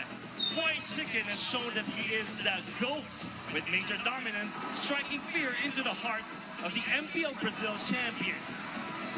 Ultimately, the Valley's risen the challenge and proved that they are the better American team and sent RRQ Akira, the team that beat them in the group stage, back home. Next, fans of both teams are here to their seats as Onyx Esports and Echo are prepared to bash. The first match was full of tension as Pussy Scrap unfortunately made a crucial error that allowed Echo to gain momentum and secured the win. Onyx clawed one game back as Kyrie, the Sky King, stepped up his game. Ogi Shadow killed the Orcas with Hayabusa, leaving the crowd in awe. But with a calculated move, the Orcas banned all of Sky King Kyrie's heroes during matches 3 and 4, and in the end, it was Echo who emerged victorious, effectively pushing them down to the lower bracket. With only 16 left, 2 more will be eliminated today. Only the strong will march to greatness, and the losers shall perish. The stage is set. Let the games begin. Dare to be great.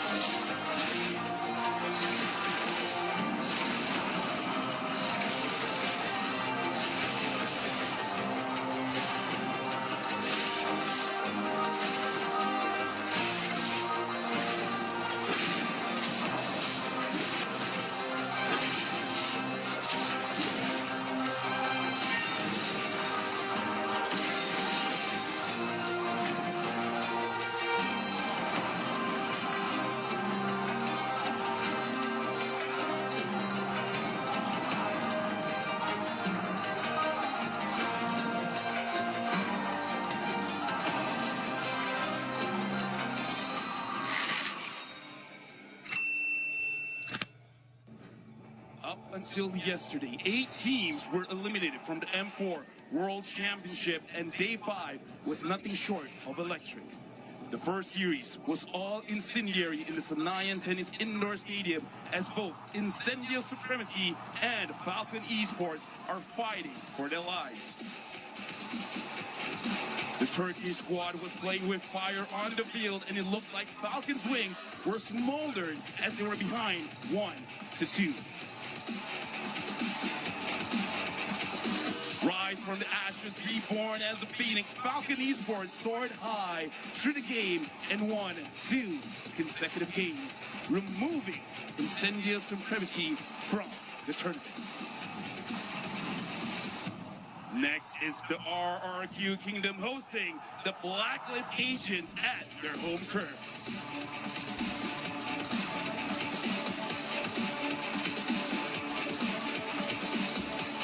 The Sang Raja started the series promising with Albert, Fanny, slashing through, and to game number 1. Then the defending world champions clap back with Rise unstoppable presence. But RRQ pushed back with their home ground buff and tied the series. Ultimately, the Queen's Estes sealed the deal for Blacklist and sent RRQ Hoshi to the lower bracket. This might be the preview of the grand finals, and the road to greatness does not end here. Which team shall advance and which will perish? Check it out. Dare to be great.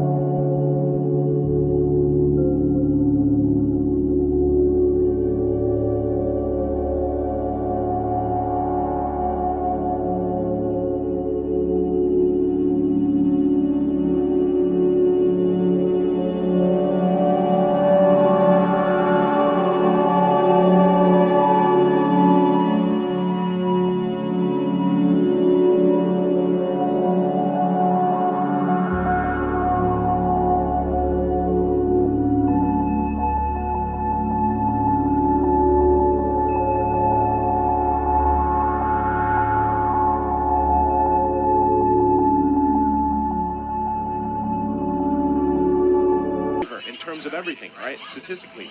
But that's just, I feel like Justin is a little more proactive in terms of decision making as a player, and Clay being that he kind of falls more in that team play style, right? Because everybody else is doing stuff, especially, for example, Albert, when he can unleash in the jungle, Clay is usually that follow-up for him, especially if he, let's say he gets his hands on the Eve, which was banned out in the previous game. You're going to see that utility play style really shine. You know, here's the thing, right? Falcon, yes, they have those great statistics. They have that first blood rate. They have the aggression. But when it comes to some of the micro mechanics in those team fights, they got a little sloppy in game one. They overstayed their welcome in the first push, and then as we went into more Lord fights, they always seem to be the ones who want to try to engage the Lord first. They always seem the ones who want to start the fight. And yes, that can be great, but sometimes you want to play a little bit more reactionary. And when they engage in these fights, they got a little bit too spread out. Yellow Flash would try to go to the back line, and then out of nowhere, the rest of his team is getting invaded by R7, and then they're not able to catch up to Yellow Flash. So it just seemed like they need to bring it in a bit more, tighten up a little bit more. Yes, be aggressive, but be aggressive as a unit, and if your plan fails and you hook the wrong person, you have to know when to disengage. Exactly, just knowing the tempo and the flow of the fight, right? When the things are not working in your favor, they need to know when to back up, and when things are working for them, they have to know when to actually push RRQ for maximum value. And on the note, by the way, about Clay versus Justin in the stats, Clay has always been a lot more reactive, but sometimes not in the way that you would expect, because he was playing defensively on Yves, but on that Lunox, he wasn't diving in, he wasn't trying to get those pickoffs. All he did was escort Skylar, so anyone who dives towards the back line gets a good chunk of burst damage coming in, both physical and magical, and that is a huge deterrent to anyone just trying to go in and deny that backline damage. So something like that can be actually applied by Falcon as well in game number 2. Well, great points here from both of you, and you know, we're already here. Few bans out for both teams. There's the third one for the first phase from Falcon. They're going to take out the Joy. Great choice here. The Eve and the Carry, pretty much 3 picks that are better taken out, right? Especially if you have this play style. And now you don't have to worry about the Joy just kind of causing havoc in the backside. And RRQ, they take out the 1-1, they take out the Faramis. I feel like even Faramis is still kind of one of those picks that if you leave it open, you're forced to play against that Cold Altar, so better to take out the 1-1. I'm wondering if it's going to be another marksman choice here. It's not, it's the Kadita for their last ban. Maj is open. Aja is open right now, and that is something that both teams either always ban or always pick, and Falcon is going to lock that in immediately. And I think this could definitely be huge, but you could tell they were taking a while with that third ban, and I'm guessing that's the debate, right? It's like, if we really want to ban this Kadita, do we give them the Kaja? What do we get in response? Glue, still open, couple choices, still free for them, but yes, a lot on the line. You know, even with this Kaja lock-in here, and from what we saw previously from RRQ, and I feel like this was when I say refinement of RRQ, their playstyle, I'm talking about their macro playstyle. You pointed this out earlier, you know, Falcon goes in with that aggression, but if something can be said about RRQ, the fact that they've learned to deal with that push and pull playstyle, especially on the macro level, it's apparent from the way that these games go. And taking a look at Ken here, this quote, I think I want to meet RRQ Hoshi because we are good friends. At MSC 2022, RRQ said they wanted to meet us in the grand finals, but it didn't happen. So now I want to beat them, right? So, strong words from Ken. Massive confidence from Ken for sure. Now we have to see, will he get a hero that just really benefits him? It is going to be that Marcus, and we've seen Ken just completely dominate on such a very strong aggressive pick. And now with the Kaja, there's a potential for Falcon to just do so much more early game because RRQ, once again, going for that Lunox very early on, can still be flexed out, but Falcon also has their hands on that Harith that is a lot more dynamic, a lot more AoE and burst damage compared to a Clint. Most definitely, and I think, I'm wondering with this Harith, yes, it could be a flex pick, but honestly, I just feel like it's going to the good lane, right? I don't think we've seen Harith mid. Have we seen Harith mid at all yet, this M4? This M4, I'm not sure, but we've seen it before. Of course it's possible, yes, but I got a feeling Zipex has played it before. He's done well with it. There's not a whole lot of flexibility on the side of Falcon. Yes, it is there, but I don't think we're going to see it. Now, Rock will get locked in here, and with the glue pick already, my guess is the Grok will be thrown here. Now, the the Lunox pick, right? Up front, they don't waste any time, they pick it up. They had a great game with it last time. How do you feel about it? Lunox is, I mean, the damage, the burst potential is always there. One thing that I like most about it, and I feel like it's a little underappreciated, is just the brilliance relationship with a lot of, I mean, the way that you can have that advantage in terms of those early skirmishes, those fights. I mean, a lot of the times you can bait out quite a few ultimates. And again, going back to macro playstyle and even on the micro level, that's usually what we've seen here. I mean, from teams at this caliber at this point in the knockout stage. So Lunox still a solid choice, but even more so. I mean, you've got Blue, you've got Grok, you have that front line pretty much under control, and not to mention, I mean, we've seen some crazy things just alone from Grok with the wild charge setups or even the split from Blue. So already the first three choices are solid here for RRQ, whereas I feel like, again, Falcon specifically, you rely, anytime you have a Kaja, you are relying on that pick potential, that divine judgment, and I mean, if you have to use it defensively for a peel, then you don't have that advantage anymore. So you want to be able to match that up, right? Now, if this is that Harith most likely going in the hands of ZipX, we've seen Harith fall off really early on if you can't get those kills, and then you're just left with pretty much Dominant Force, you know, bouncing back and forth, and your damage just isn't there. I think RRQ for sure understands that as well. They know that Falcon, they have a lot of pick potential. They have a strong jungler, a strong roamer with great crowd control, but they also need a strong mid laner to supplement that, to ensure that the mid lane isn't completely shoved on, and to ensure that they have a numbers advantage if they are roaming around as well. 3 bans onto Justin, the main playmaker, and you have to wonder right now, in his shoes, what exactly can he go for? Because for the most part, right, the bulk of the quote-unquote meta heroes has been banned away. And Justin, we've seen that on more passive heroes, he really does not shine as brilliantly as he usually does on these playmaking heroes. Definitely interesting, and I'm thinking the same thing. What does Justin go for here? The Kadita, the Valentina, the Farza, the Yve, all picked off. So there's not that, I mean, I don't think there's any more like zone area heroes. Of course, the Harith could still get flexed over, but definitely limiting down there onto his hero pool. I think the only thing that I'm thinking of is maybe Lilia, right? But still, I guess it really depends where the Harith is going, and maybe still it's flex, but Lilia would be a good option. At least you can clear, you can push fast, and you still have, in a way, it's pretty much the counter relationship between baiting out ultimates from RRQ, because that's what we talked about with Brilliance from Lunox. So if you have the Lilia, you have that Black Shoes, you can hopefully, if you can, juke some things out and then get that advantage, because then you fall back on that Kaja pick for the Divine Judgment. Still, a lot of it relies on what else do you have? You know, can you, because it's great if you can get a pick off, but if you don't have that follow-up damage to actually get those kills, that's where you struggle. So even more so, RQ goes again with this durability route. Not only do they have Blue and Grok, but now they have Frederick. This is a bit troublesome for Falcon, because previously RRQ, they don't really have the strongest of front lines. They had Vin on that Grok with full defensive items, and now it's a complete contrast. They are the ones with 3 heroes, and the Falcon will be the ones trying to attempt to actually crack through the front line, and that seems to be their exact approach. Having the Harith, Ranger, and Lilia, a strong mix of burst and DPS from multiple sources, right? Physical and magical. And in the late game, with items, Justin can definitely melt down multiple healers at the same time. That is the power of the quote-unquote DPS of the Lilia. But for RRQ, there you go. 3 solid frontline heroes, 2 very solid backline characters. It's going to be a front-to-back. I will say the problem, though, with Falcon when I look at it is very all or nothing here. High risk, high reward. Yes, lots of damage in your jungle. They're going to flex that Martis over to the EXP lane, but also a little bit squishy. I feel like in the early game with the Lilia, they will have nice wave clear. We've seen how well she does. They can put pressure on early on, but if they fail in that, it could become a big issue. So far, the Granger, a lot of people have very high hopes of it, but we haven't seen a great performance from it just yet. Even the Valley, when they used it, it had a great start, but eventually it fell off, and same thing went for, who else used it yesterday? I think Did we see it being used during the RRQ Black? Perhaps. We might have.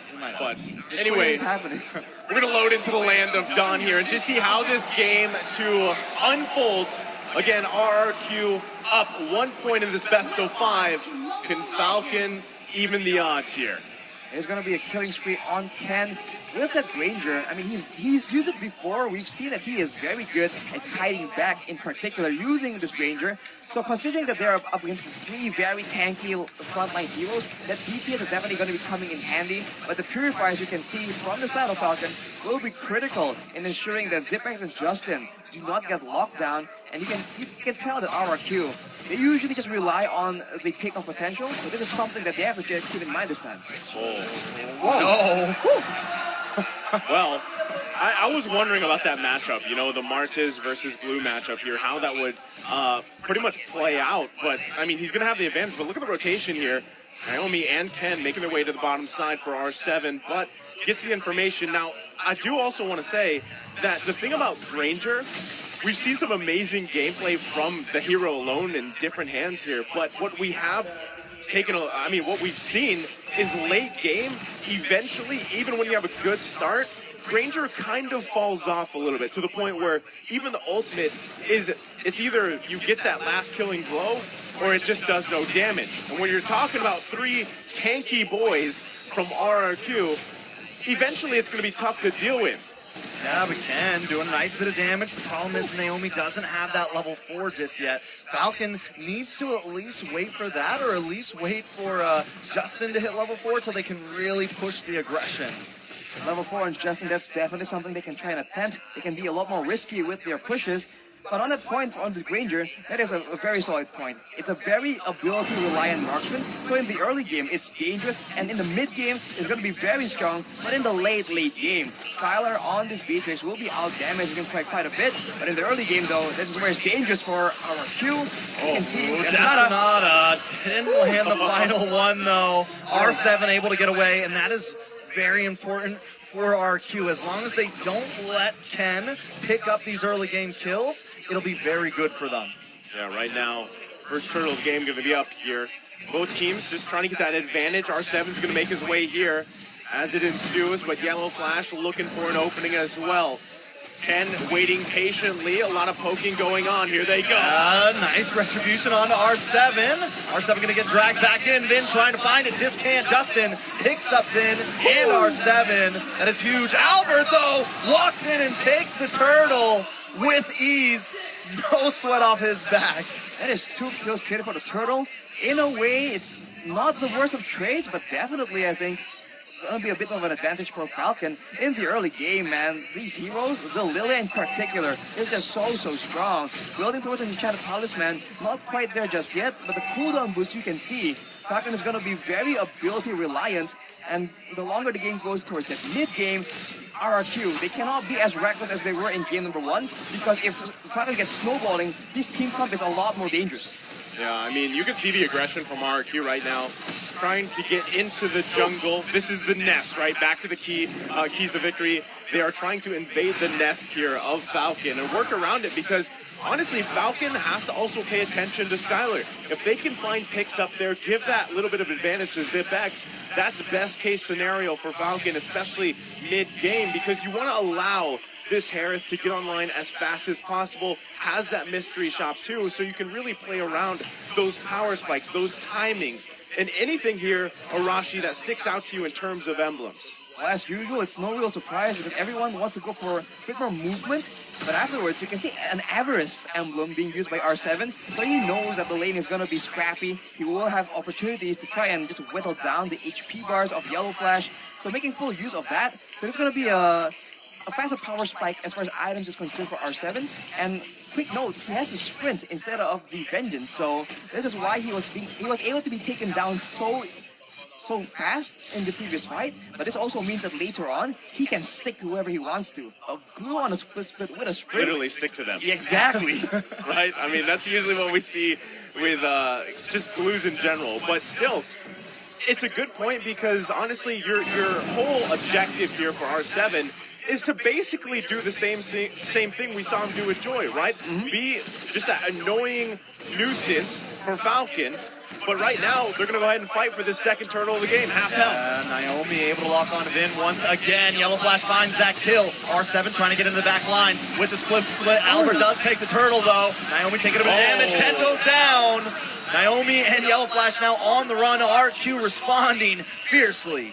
That is quite catastrophic, man. Ken, the jungler, was the one that fell from Falcon, traded for Vin. This is the same thing we saw. Falcon, fearing the engage coming from Vin, targets him instead to ensure that there won't be a big wild charge. But in exchange, right, they leave their members vulnerable and out of cooldowns for RRQ to just punish afterwards. This is something that RRQ just really enjoys doing, and in Falcon, they just have to adjust and do something differently, man. Vin is ready to take the fall for his team.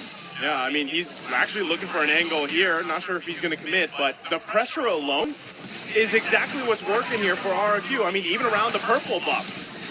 A lot of damage does come on to Albert, but he is a tanky boy along with Vin. Clay also being some kill threat. Zipex does drop to Saman's force, trying to lock on to Vin here. Still going. Watch out for Skylar, though. Doing a nice amount of damage. Ken and Naomi also here as well, but the disengage does happen.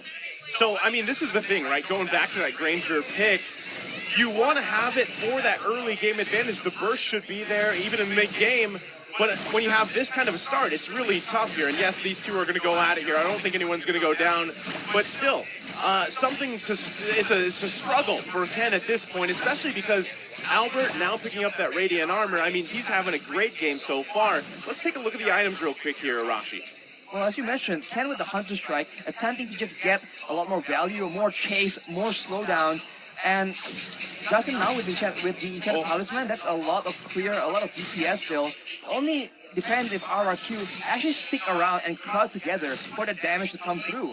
And especially with the Radiant Armor completed for Albert, he's going to be a lot more comfortable just staying in the pit, contesting those neutral objectives, is what we've seen happening since the first turtle. I mean, and the fact that Zipex is just getting pushed in right now in his own lane, it is very, very bad, especially for this next neutral objective, because Skylar can now rotate down. And with that sniper, going to bring Justin down to about half health. Vin with the conceal play, but mainly just opening up space, drops the wall. Ken does a nice amount of damage with Vin with a wild charge. Albert takes the turtle, and down goes Ken. Play comes in, trying to do some damage. We do see Zipex drop to Zamon's force, but still not enough. RQ taking claim over the land of Dawn. It's been traded again for Ken, and that is just such a sad situation. Trading the roamer for the jungle again and again. And as nice to mention, the mid-game is where Ken needs to shine and show the power of this Granger.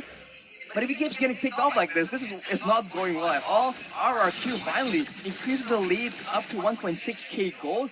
And in the midst of all that, they are still the ones able to find structures, turrets in the top and bottom lane. Falcon will slowly but surely lose control, and that is where RRQ shines, when they can set traps for their opponents in the bushes, and especially if you take a look at the items here, Skylar with the BOD, that's a lot of burst damage coming in from the Venom's Rage or the Nibiru's Passion, so Falcon now needs to be very careful where they step, lest they get engaged on by Albert or Vin.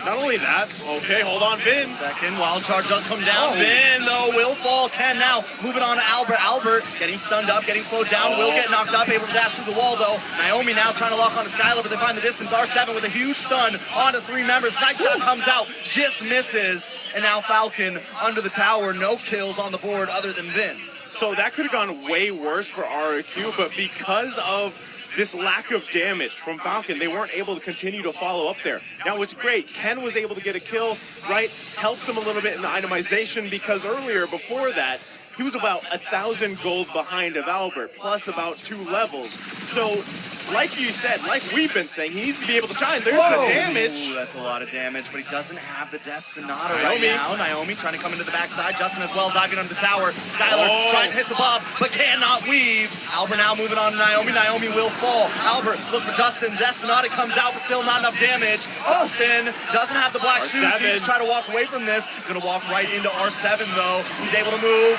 but he goes down. It's a 2-for-2 trade on the map. That is so unfortunate. RRQ, they're trying to just make an outplay happen, but Skylar, as well as Vin, they preemptively use a lot of their resources, including the wild charge, and that is just patience being shown by Falcon, just juking it out, showing them different looks in order to just bait out those spells before going in. It paid off for them. They closed in the gold gap by about 1k, but now it's back to square one. RRQ contesting the Lord now without the presence of Zipex to try and benefit Falcon in this fight.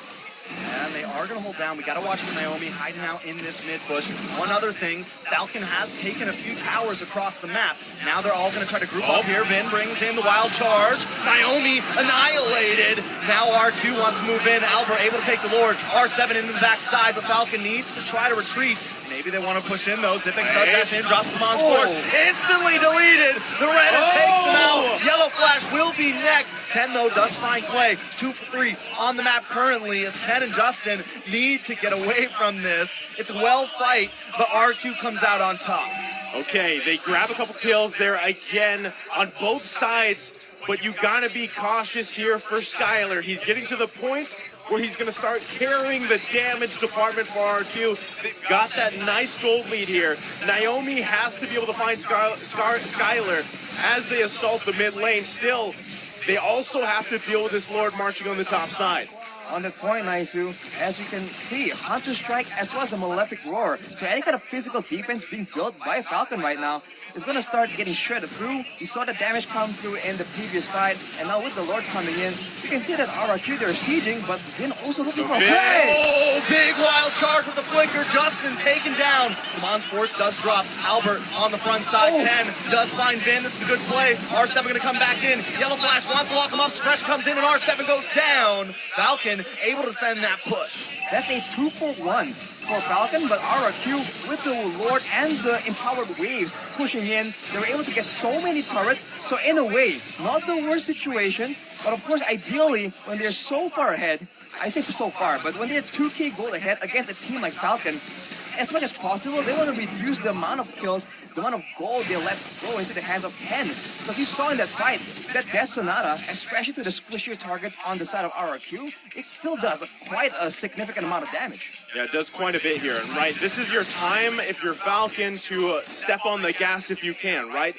This starts with Naomi, find a pick off, get that numbers advantage. You're still working against a gold lead here. Now you're able to get a couple more items like we take a look, on the proper people here for Falcon. But at the same time, you still have to worry about Vin, R7, Albert just taking the brunt of that damage. And even if you focus on Clay, you still have to get past that brilliance. You still have to get past everyone to get to Skylar. If they can get Skylar off the board here, they lose a big impact on damage for RRQ. Now still, it's going to be pretty much a stalemate until things transition in about 30 seconds for that next Lord here. But Falcon's going to have to get more space on the map. They've got only 2 turrets. So right now, RRQ with a huge advantage in terms of space. And with that space, look at Zipex. He's not doing very hot in terms of kills, but look at his items, man. One more item, well, at least 2 more items actually, to get a full inventory slot. He is not too far. Well, there's the Divine Blade. Exactly, that's a lot of damage still. This is a quote-unquote late-game Harith. He has the items available to be an actual threat to the tankier members, because remember, he does have a good amount of true damage in his kit. And along with that, Lilia with a Ice Cream wand and a glowing wand, that is a nightmare for these beefy fighters that have to close distance, that will take a lot more damage from the burn, the percentage HP damage coming in from the glowing wand. And it's a very well amount of damage distribution as well. You have a decent amount of magic damage, a decent amount of physical damage with Ken. So RQ has to decide how they want to build throughout this mid phase. Vin is going to miss that wild charge. Actually does land on to Naomi, but Naomi able to get away. Albert holding down. Zipex goes down though. Albert finds it. Justin will fall on the backside. R7 going to keep on moving. Skylar picking up a double kill. A 3-for-0 trade and a Lord over to the side of RRQ.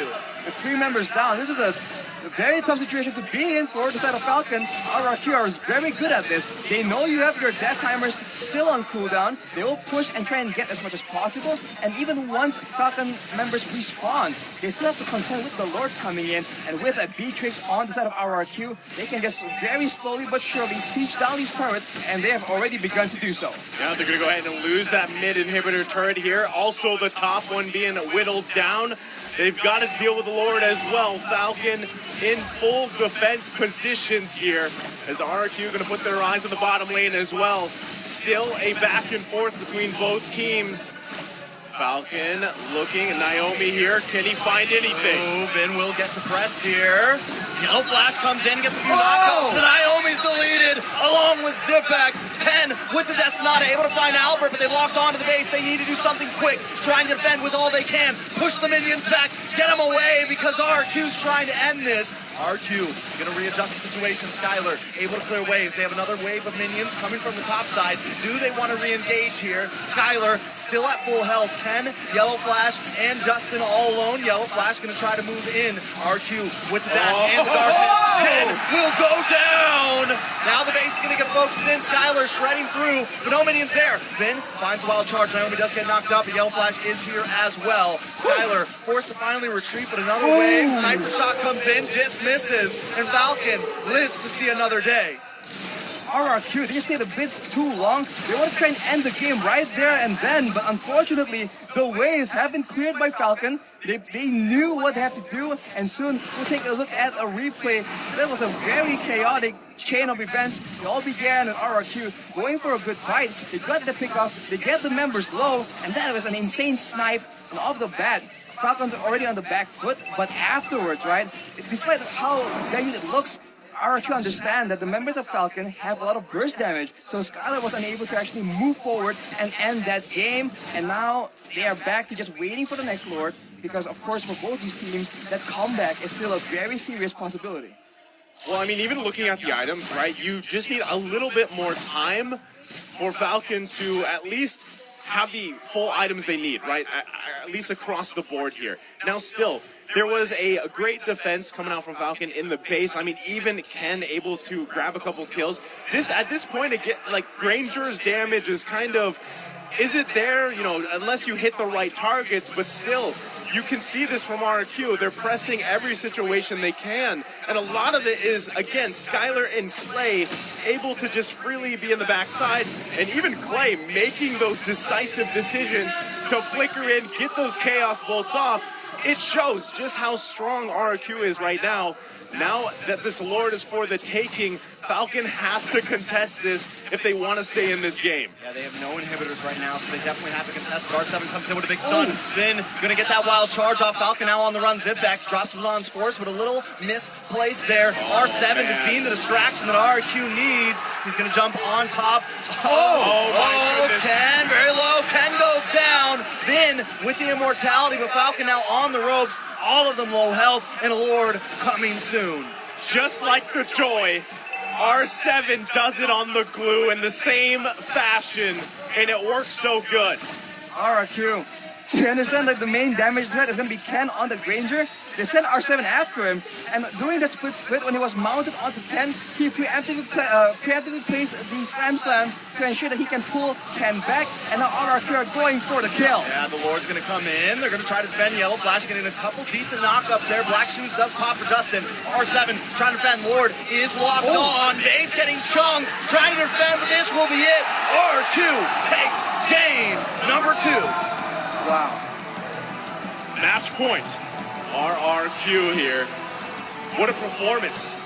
Still a pendulum between these two teams, but this time, RRQ again just coming out stronger. I think their composition is just so much stronger in the late game. It's a bit of the same situation.